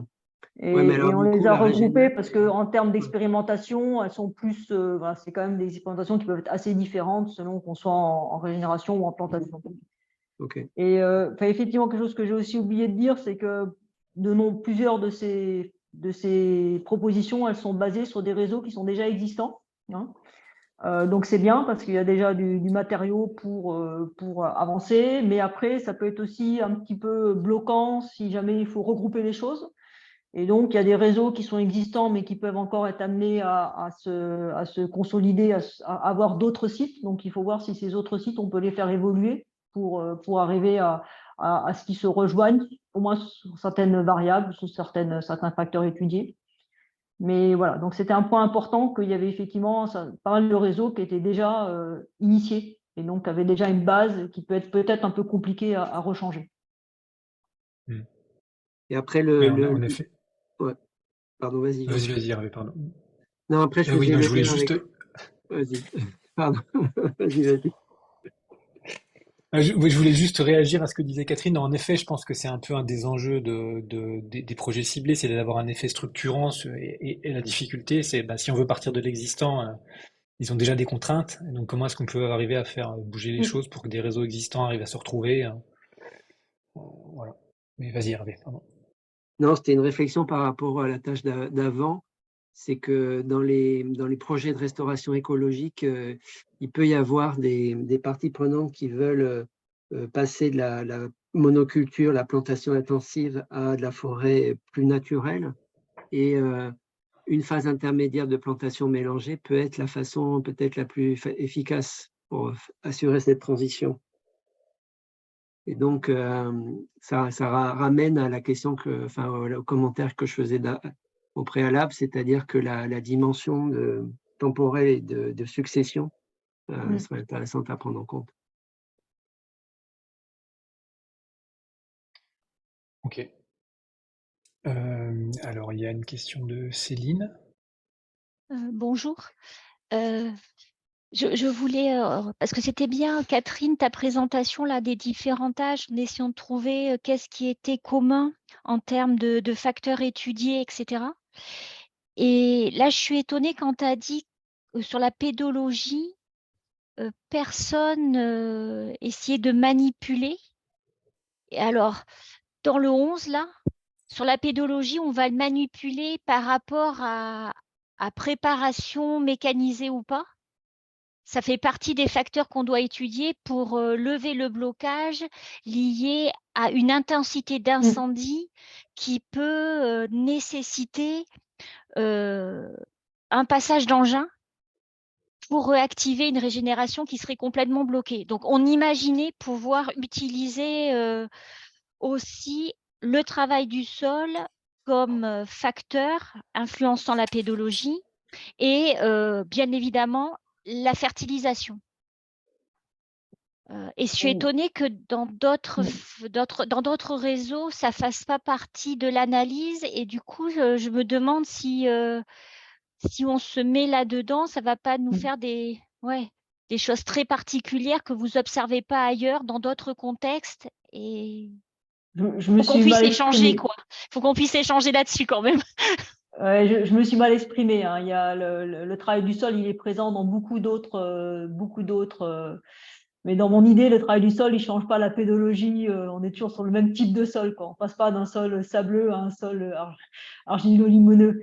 Dans le sens que dans le climat, enfin, dans les gradients pédoclimatiques, dans le climat, on va aller peut-être plus manipuler le climat en allant arroser et simuler des autres climats, alors que là, on va pas simuler des autres types de sols. Ouais. Mais le travail du sol, oui, il est présent dans, je dirais, quasiment la plupart des expressions d'intérêt qui sont là. Ouais. D'accord. Et là, effectivement, on va dire, la fertilisation, elle est peut-être plus spécifique à votre expression d'intérêt. Sachant que je le mets de façon large, hein, Ouais. il y a la fertilisation et puis tout ce qui apporte matière organique par une possibilité de débroussaillage en plein ou pour partie pour favoriser certains types de régénération ou empêcher certains blocages. Oui, tout à fait. Moi, je voudrais profiter que j'ai la parole pour poser une question. Donc là, vous rassemblez un certain nombre d'expressions. Vous imaginez qu'on rediscute ensemble pour partager des méthodes, des outils, réfléchir sur les réseaux en commun? Excusez-moi si j'ai loupé votre explication de ce rassemblement des tâches et les objectifs de ce rassemblement. Est-ce qu'il y a, outre le fait de les rassembler avec un titre, ça va nécessiter des interactions et comment vous imaginez ces interactions? Tu veux que je réponde, Catherine? Bah, moi, tel que je le vois, c'est qu'il y a effectivement des choses à rassembler au sein de la tâche, hein, qu'on ait, si possible, arrivé à faire des réseaux qui puissent échanger entre eux. Mais il y aura également des échanges à faire avec les autres tâches parce que bon, on a séparé plantation et puis régénération, mais après, il faudra quand même qu'on ait les mêmes variables à un moment donné pour arriver à les comparer. Et puis, il faudrait qu'on ait les mêmes variables pour arriver à les mettre dans les modèles, quoi. Donc, tout ça, il y a effectivement une sorte de concertation à faire au sein d'une tâche pour arriver à un objectif commun. Donc, quand je disais trouver le plus grand diviseur commun, c'est-à-dire que chacun, peut-être, on voit ce qu'on peut mettre ensemble et puis on fait ce qui est propre à notre tâche séparément, mais qu'on arrive à mettre ensemble quelque chose de commun au sein de la tâche. Mais après, il faut aussi penser au lien avec les autres tâches, hein, voilà, qui sera l'objet du WP0, hein, Georges. Mhm. Oui, donc tout à fait, hein, concrètement, nous, on a fait le bilan avec les co-animateurs des expressions d'intérêt la semaine dernière. Donc là, on vous présente juste le début de la réflexion. Et en gros, c'est le début de la construction. Donc après, on va recontacter les gens pour échanger avec eux, voir ce qui est possible de mettre en commun. On va pas pouvoir forcément tout retenir, hein. Il va falloir voir qu'est-ce qui est cohérent pour en faire quelque chose de cohérent au niveau national, quoi. Donc là, c'est plutôt un état des lieux du bilan qu'on a fait et comment on commence à réfléchir à la construction, mais c'est pas encore la construction elle-même, quoi. Il y aura une dernière slide à la fin où on fait un petit peu un planning un planning très très grossier de comment est-ce qu'on veut avancer après.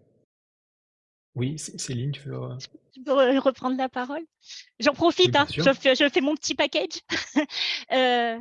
Ma dernière remarque, peut-être, hein, c'est en tant qu'animatrice de l'infrastructure de recherche InSilva, parmi les réseaux là, qui servent à ces expressions d'intérêt, certains apparaissent dans l'infrastructure et sont promus par l'infrastructure et d'autres non. Est-ce que vous avez prévu est-ce que c'est dans ce work package qu'on prévoit de regarder qu'est-ce qui rentre dans l'infrastructure, comment l'infrastructure InSilva peut servir à ce work package, soit pour rassembler, soit pour coordonner, soit pour aider?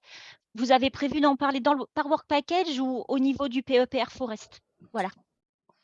Ouais, alors je pense que ça c'est plutôt quelque chose qui va se réfléchir à une échelle plus large parce qu'il y a aussi le PC5 numérique sur les approches numériques. Donc et donc à mon avis c'est plutôt à l'échelle PEPR qu'on va réfléchir. On a déjà un petit peu interagi avec Christian Pichot là-dessus, donc il a déjà fait des extractions dans InSilva de tout ce qui était relié à des mots-clés, renouvellement, régénération, pour voir ce qui existait. On a un petit peu parti de ça. Et après, c'est sûr que quand on aura commencé à avoir une réflexion sur quel type de réseau on veut construire ou mettre en commun, il va se poser la question de la bancarisation de ces données et des liens avec les bases de données existantes et donc avec Insilva. On n'en est peut-être pas encore là, quoi. Mais, mais oui, ça sera à réfléchir, c'est sûr. Voilà. Céline, c'est tout? Il y avait encore des points que tu voulais rajouter? Non, c'est bon? Ok.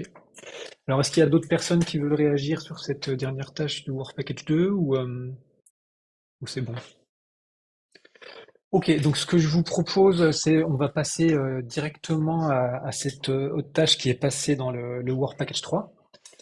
Alors, je me souviens plus bien de l'ordre, voilà. Donc, Laurent, est-ce que tu veux que je te laisse présenter cette partie-là? Ok. Oui, bah, si tu veux, Georges, après, il y a, il y a Bruno aussi peut intervenir. Voilà, donc il y a, alors sachant que moi, j'ai pas pu participer à notre dernière réunion là, de mise en commun de l'ensemble des expressions d'intérêt, donc je les ai regardées après coup. Donc, et donc le classement de ces expressions d'intérêt, ce déplacement en fait dans la tâche 3. Voilà, moi ça m'allait hein, aussi, mais bon, je suis pas, j'ai pas suivi les discussions pour aboutir à ce classement. Bon, cette tâche 3.1, conséquences sociétales des choix de régénération, y compris biodiversité et nature contribution to people. Donc il y a 6 expressions d'intérêt. Il y a pour moi, donc il y a 3 groupes d'expressions d'intérêt. Avec la première là, qui concerne l'analyse de l'impact à long terme de la régénération forestière par des modèles bioéconomiques. Donc d'après le contenu de l'expression d'intérêt, ça consistera à utiliser un modèle bioéconomique intégré à l'échelle nationale pour analyser la cascade d'impact suite aux décisions ou non-décisions de régénération dans l'ensemble du secteur forestier, y compris la manière dont ces décisions pourraient affecter finalement, via les marchés du bois, les décisions de régénération dans d'autres zones. Voilà. Par contre, j'ai pas forcément bien vu ce qu'il y avait comme composante de nature contribution to people, et en tout cas, il y a pas pour moi, c'est pas très clair ce qui relève de ça, et il y a pas forcément de volet non plus sur l'impact sur la biodiversité ou sur les services écosystémiques. Alors, je le mets un petit peu à part pour l'instant. Je pense qu'il y aura à préciser peut-être ce qu'il y a derrière, parce que pour moi, c'est pas très clair. Ensuite, il y a 2 propositions que je regrouperai, qui sont les 25 et 26. Alors, c'est facile à regrouper parce que ça ne concerne pas le territoire national, mais donc des pays donc de la zone intertropicale, hein. Donc, le premier qui est donc une analyse sur les services et les disservices de la restauration forestière dans plusieurs pays d'Amérique centrale, Mexique, Costa Rica, Guatemala et Brésil. Donc l'objectif, c'est d'explorer les implications des décisions de restauration sur les services et les disservices écosystémiques, en particulier pour les populations locales. Alors ça se base sur une approche qui est plutôt de comparaison entre la régénération passive et active, hein. Et l'originalité, je pense que du travail, c'est de prendre en compte des disservices tels que les zoonoses, les conflits avec les populations locales avec la faune sauvage, les maladies, les ravageurs des cultures, et puis bien sûr tous les services et la biodiversité. Et puis la deuxième proposition, donc il est la 26, qui est donc les trajectoires de régénération des socio-écosystèmes dans les paysages post-forestiers en Côte d'Ivoire. Ça se base aussi sur donc un peu plus large en termes de systèmes étudiés, donc d'une analyse comparative des trajectoires de régénération des socio-écosystèmes post-forestiers, donc à travers l'appréciation du stockage de carbone, la production de bois, la biodiversité et la fertilité du sol, dans un paysage du centre-ouest de la Côte d'Ivoire, dans lequel en fait il y a la possibilité de comparer plusieurs parcelles, forêts de production, forêts secondaires, plantations et systèmes agroforestiers, Alors ça suppose, enfin je vois pas forcément très bien non plus la différence entre forêt de protection et forêt secondaire. Bon, ça faudra expliciter ça, il doit y avoir une raison. Et alors l'originalité là, c'est qu'on a un recul important des observations depuis plus de 45 ans pour certains sites, qui permettrait donc de bien décrire les étapes de la régénération de ces socio-écosystèmes. Donc là, on a une approche orientée sur la régénération des socio-écosystèmes. La question que je me suis posée à la lecture de l'expression d'intérêt, c'est qu'il semblerait que donc la Côte d'Ivoire, parce qu'on parle de paysage post-forestier, ça veut dire qu'on est dans, donc le Côte d'Ivoire a perdu beaucoup de sa surface forestière, bien sûr. Alors, est-ce qu'on est en phase de déboisement?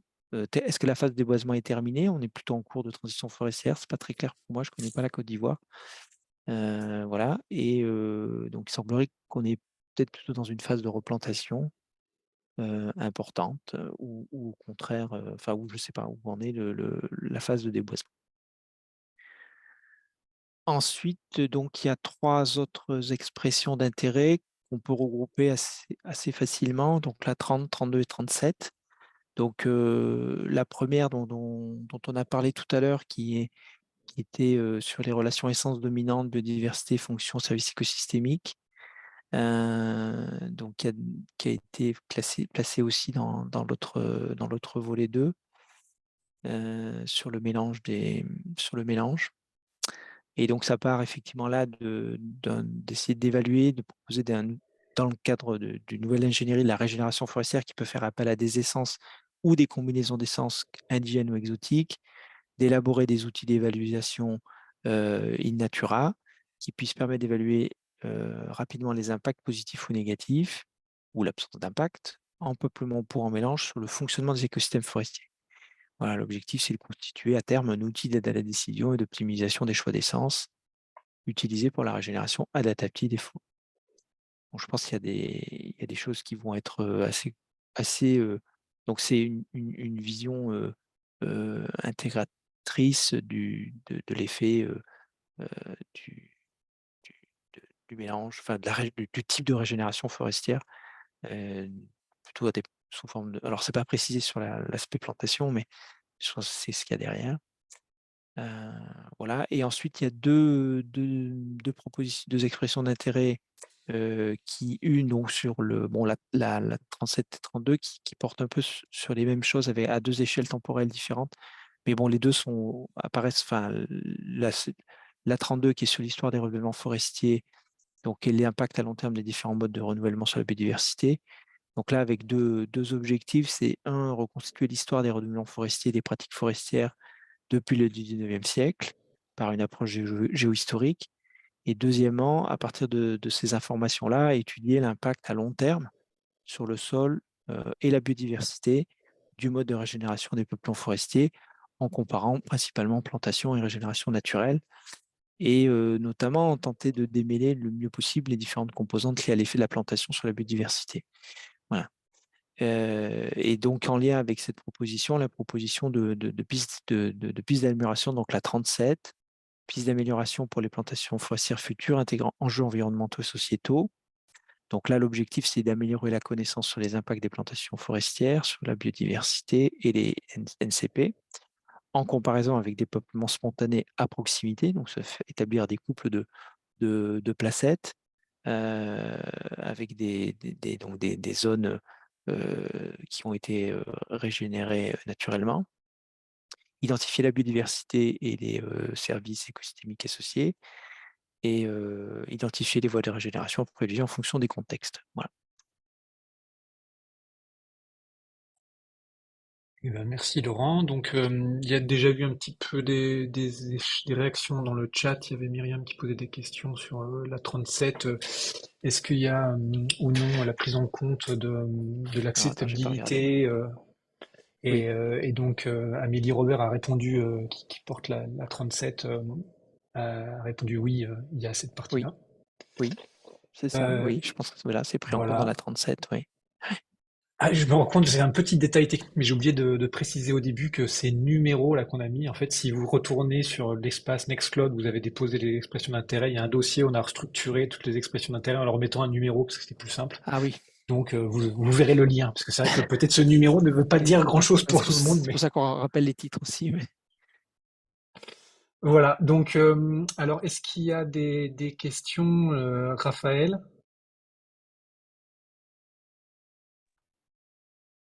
Oui, bonjour, vous m'entendez? Oui, oui. On t'entend. Oui, très bien. Ok, je voulais en fait répondre à une question de Laurent concernant la phase de déboisement de la Oui, Côte d'Ivoire. oui, oui. Alors, l'étendue de la déforestation est assez importante en fait, et les chiffres actuels, c'est en Afrique de l'Ouest autour de 80% le taux de déforestation, et en Côte d'Ivoire à peu près 90%. Oui, Voilà, c'était donc mis dans une très dans la large l'expression partie. d'intérêt.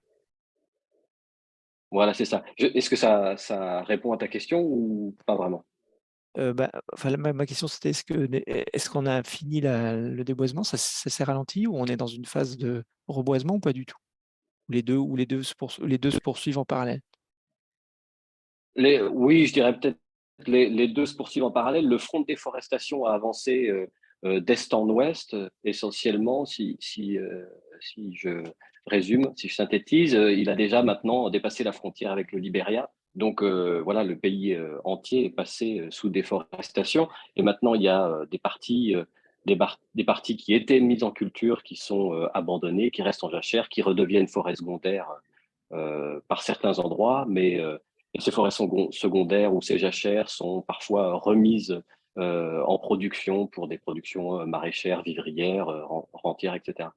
Donc voilà, et là, dans la région qu'on se propose d'étudier, elle est au centre de la Côte d'Ivoire, et on trouve un petit peu tous les usages qu'on retrouve sur le territoire national. Voilà, à tous les stades. Donc avec de la forêt naturelle, de la forêt secondaire, des plantations, des jachères, des plantations cacaoyères, du maraîchage, etc.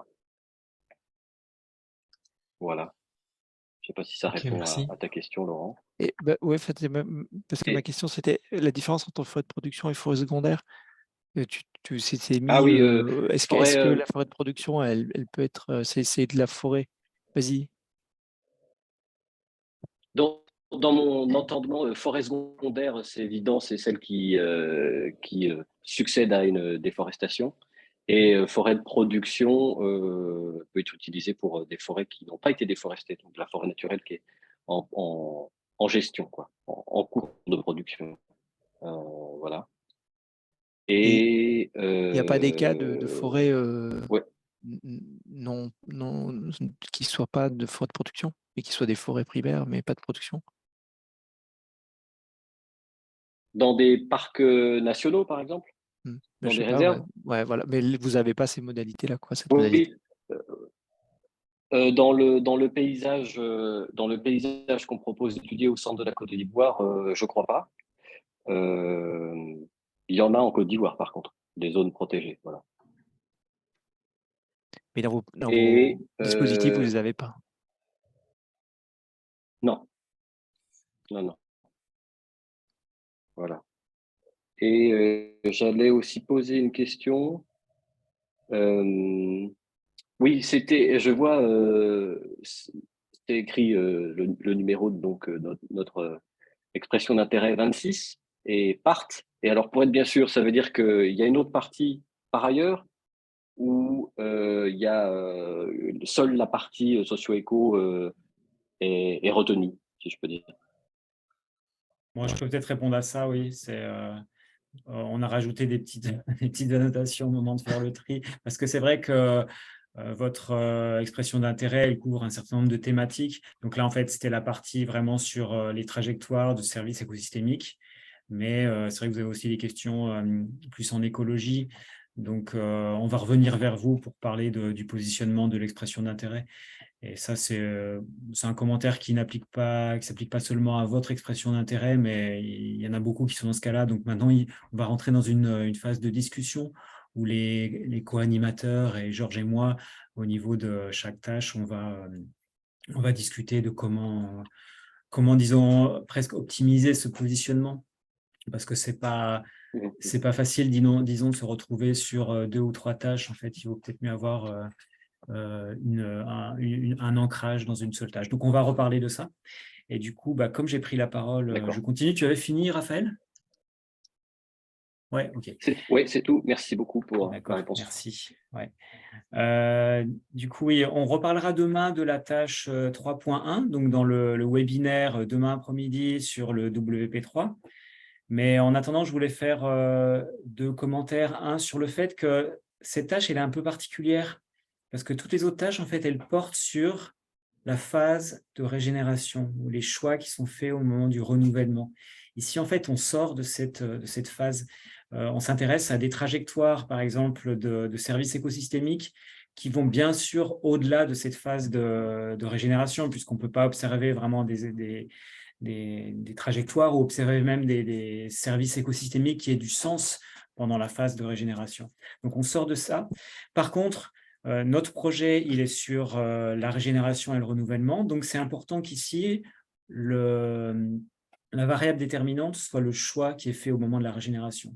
Donc, dans ces expressions d'intérêt, on a ça, on a des choix qui sont faits sur la régénération, mais après qu'on va suivre dans le temps pour voir ce que ça donne en termes de services écosystémiques et de biodiversité. Donc, les approches historiques, par exemple, sont vraiment pertinentes, ou les approches dynamiques de trajectoire de services écosystémiques, tout ça, c'est très pertinent. Donc, il est particulier, cette tâche, elle est particulière dans ce sens-là. Deuxième point, c'est que dans ces tâches, on retrouve des expressions d'intérêt qui ont abordé le sujet des services écosystémiques, mais qui abordent aussi d'autres sujets. Je pense à la 30, par exemple. La 30, on l'a déjà vu quand on a parlé de mélange d'espèces, parce que la 30, elle propose de regarder les impacts des essences d'avenir en peuplement pur ou en mélange. Donc, c'est une tâche qui est pertinente c'est une expression d'intérêt qui est pertinente pour la tâche 2.3 sur les mélanges. Donc, une fois encore, ce qu'on vous présente là, ce n'est pas une liste finale. On va rediscuter entre nous et avec vous de où se trouvent ces expressions d'intérêt. Donc ça, c'était un commentaire un peu général aussi sur la philosophie de tout ça. Voilà. Donc je passe la parole à Antonello. Oui, bonjour. Bonjour. Je suis l'auteur de l'expression d'intérêt 24. Donc, désolé, ce n'est pas très clair. Le problème, c'est qu'on travaille avec des modèles très, très agrégés et donc c'est un peu différent de toute l'autre expression d'intérêt. Donc, comme tu as dit, on a comme objectif vraiment de suivre la régénération. Donc, aller à vérifier les choses au moment de la régénération sur l'impact qu'ils ont sur la filière des produits de bois, de la régénération, de toute la dynamique forestière. Et je voudrais dire aussi que je pense que c'est très clair de regarder la régénération spécifiquement pour les questions plus de gestion et écologique. Mais la choix de régénération sont vraiment conditionnelles à toute la dynamique forestière. Donc, on participe aussi au PC2 du risque. Et je pense que c'est utile de faire ces liens de façon intégrée entre la régénération et les risques après la régénération.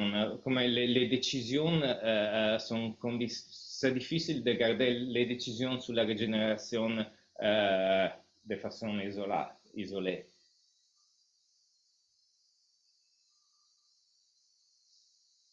Ok, merci. Oui, je pense que ce que tu dis, Antonello, ça correspond bien à ce qu'a dit Bruno. Voilà. Il faut avoir une vision un peu plus large, quoi. Ce qui est important pour nous, c'est juste qu'on soit capable d'identifier clairement des choix de régénération qui ont été faits au début. Par contre, on est obligé d'aller voir beaucoup plus loin, quoi. Ok, merci beaucoup. Est-ce qu'il y a d'autres éléments? Laurent, tu voulais rajouter quelque chose sur cette tâche?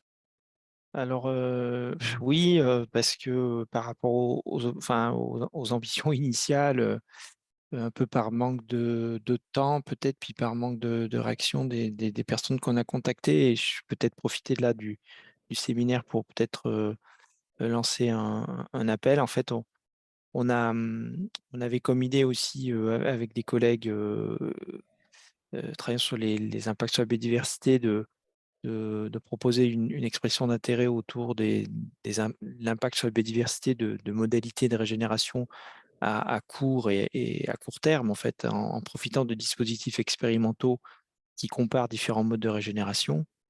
Et pour ça, il nous faut des dispositifs expérimentaux existants, ou alors en construire un. Et voilà, je n'ai pas eu de retour trop là-dessus, mais on n'a pas eu beaucoup de temps d'y consacrer. Du coup, le volet l'impact des choix de régénération sur la biodiversité, notamment, ne sera pas abordé de ce point de vue-là, ce qui est un petit peu dommage. Voilà. Bon, est-ce que c'est encore temps de monter quelque chose? Je ne sais pas trop, parce que voilà. Et dans quelle mesure Oh, bah, les dispositifs qui sont utilisés, expérimentaux qui sont utilisés dans les autres tâches, d'après ce qu'on a dit là un peu cet après-midi, je sais pas trop, je vois pas trop bien comment on peut les utiliser, parce que j'ai pas l'impression que ces dispositifs comparent, par exemple, des plantations avec des régénérations naturelles, par exemple. Voilà. Ils utilisent plutôt des différentes modalités de plantation, genre peuplement mélangé, peuplement pur, ou travail du sol, ou sans travail du sol. Donc ça peut être intéressant aussi. Mais sur l'aspect modalité de régénération, l'idée, nous, qu'on avait, c'était vraiment de comparer de la régénération et de la plantation, notamment dans des conditions similaires, et mettre une batterie d'analyse sur la biodiversité, sur le sol. Et ça, s'il y a des dispositifs qui existent, oui. Par contre, je ne les ai pas identifiés pour l'instant. Non, mais moi je pense, Laurent, il faut pas du tout abandonner. À mon avis, c'est quelque chose qui est important à faire, quoi. Donc, c'est sûr que dans l'état actuel, c'est pas totalement identifié, mais il peut avoir, par exemple, aussi l'utilisation, les îlots d'avenir versus des sites en régénération naturelle à côté. Donc, moi, je pense que on va avoir une phase de consolidation des réseaux qu'on va utiliser. Et dans cette phase-là, on peut voir s'il peut y avoir des ponts entre des tâches, et typiquement, s'il peut y avoir des réseaux qui permettent de faire ce que tu veux faire. Peut-être que Céline voulait réagir en particulier sur ce point-là aussi.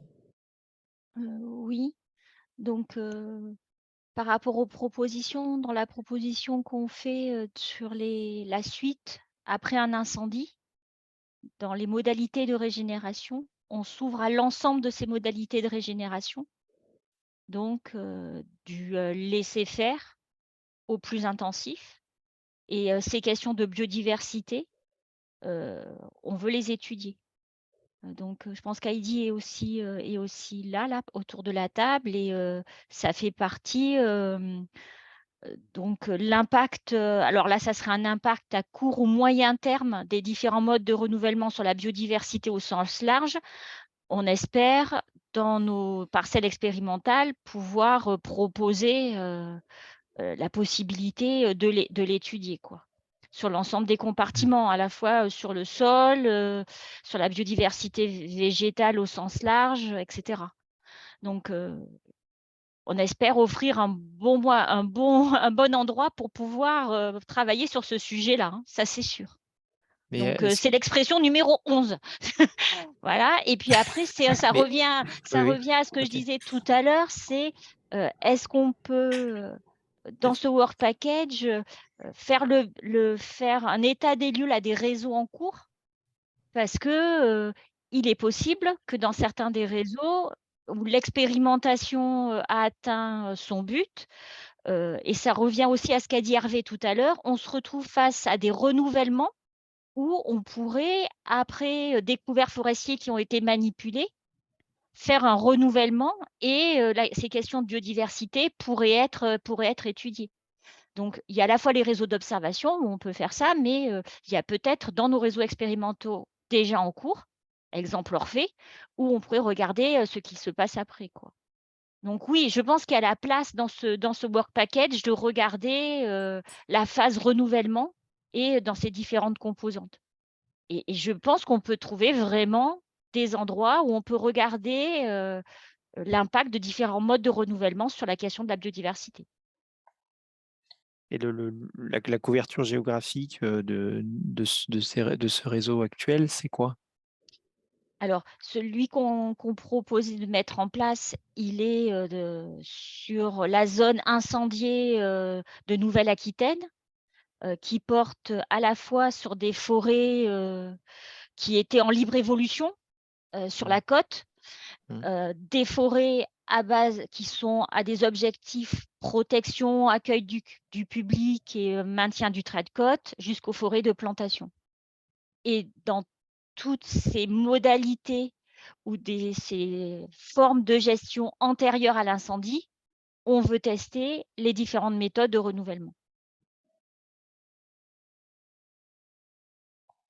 Ouais, donc c'est sûr qu'il faut qu'on arrive à faire quelque chose qui soit plus large que ça, quoi, hein. On va pas se focaliser juste sur cette zone-là, il faut qu'on arrive à avoir une vision plus large. Et après, je me demandais si l'expression 37, il y avait aussi quelque part cette volonté de faire une comparaison entre plantation et régénération naturelle. Il me semble qu'il y a des gens qui participent dans l'expression 37. Oui, c'est le cas là. Amélie est là. Ok. Oui, je suis là.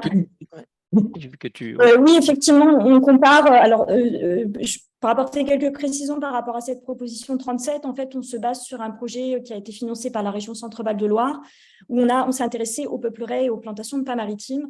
Et sur le plan de la biodiversité, on a comparé effectivement les plantations et des boisements spontanés.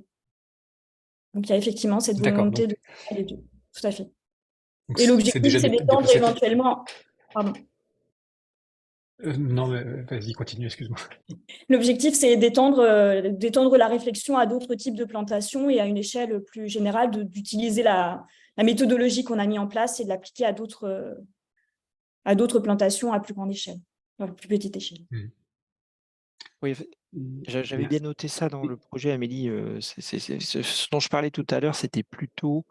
je pensais pas à ce que vous proposiez, je pensais plutôt en fait à des dispositifs expérimentaux dans lesquels il y aurait une diversité de modalités de régénération testées, mais mis en place à des buts en fait sylvicoles sur lesquels on pouvait se caler, ajouter en fait un volet sur les effets sur la biodiversité, sur le sol, tel que ça existe dans d'autres dispositifs ailleurs aussi.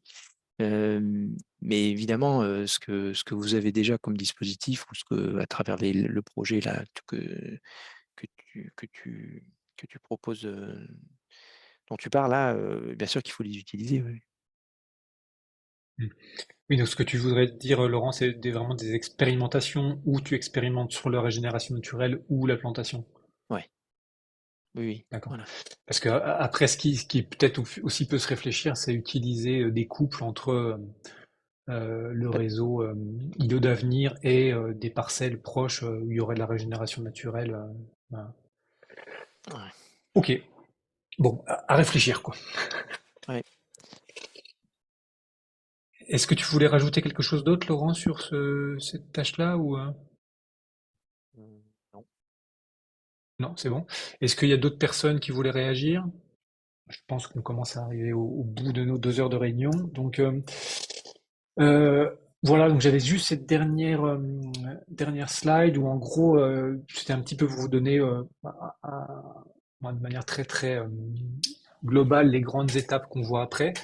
Donc, ce qu'on envisage, c'est de contacter les différents porteurs d'expression d'intérêt, que les co-animateurs là qui ont présenté contact avec nous et qu'on échange avec eux pour voir comment est-ce qu'on peut construire quelque chose de cohérent, sachant que bien sûr il va avoir au bout d'un moment la réalité budgétaire qui va s'imposer à nous et qu'il va falloir voir ce qui est faisable avec l'argent qu'on a, hein. Voilà. Ensuite, l'idée c'est que peut-être tout pourra pas être retenu, hein. C'est pas parce qu'on a présenté toutes les expressions d'intérêt aujourd'hui qu'on va forcément réussir à tout faire. Mais l'idée c'est vraiment d'essayer de trouver des ponts. Et en termes de timing, ce qu'on se fixe pour l'instant, c'est d'essayer d'arriver à une version consolidée du projet en janvier pour le soumettre à l'ANR en février. Sachant que ce qui est prévu dans le PEPR, c'est le début des projets ciblés aux alentours du printemps 2024, quoi. Donc voilà, donc c'est vraiment une première étape et on va continuer à interagir avec vous pour rentrer plus dans le détail maintenant. C'était un petit peu difficile de rentrer dans le détail de toutes les expressions d'intérêt et toutes les tâches au cours d'un webinaire de 2 heures là. On fera ça plus tard. Donc voilà, je ne sais pas si Bruno, tu veux rajouter quelque chose en conclusion? Non, à part, merci beaucoup à tous et à toutes. Voilà, bah écoutez, merci beaucoup à tous. Merci aux co-animateurs d'avoir assuré l'animation dans ce temps aussi court. Et puis à toute la partie, tous les gens qui ont participé. Voilà. Et oui, et un dernier détail, on va mettre le replay du webinar sur la chaîne YouTube du PEPR. Donc s'il y a des gens qui n'ont pas pu participer, qui veulent regarder 2 heures de réunion Zoom, ils pourront. Voilà. Et ben merci beaucoup. Bonne journée à tous. Au revoir. Au revoir. Merci, Merci, au revoir. Merci, au revoir. Au revoir.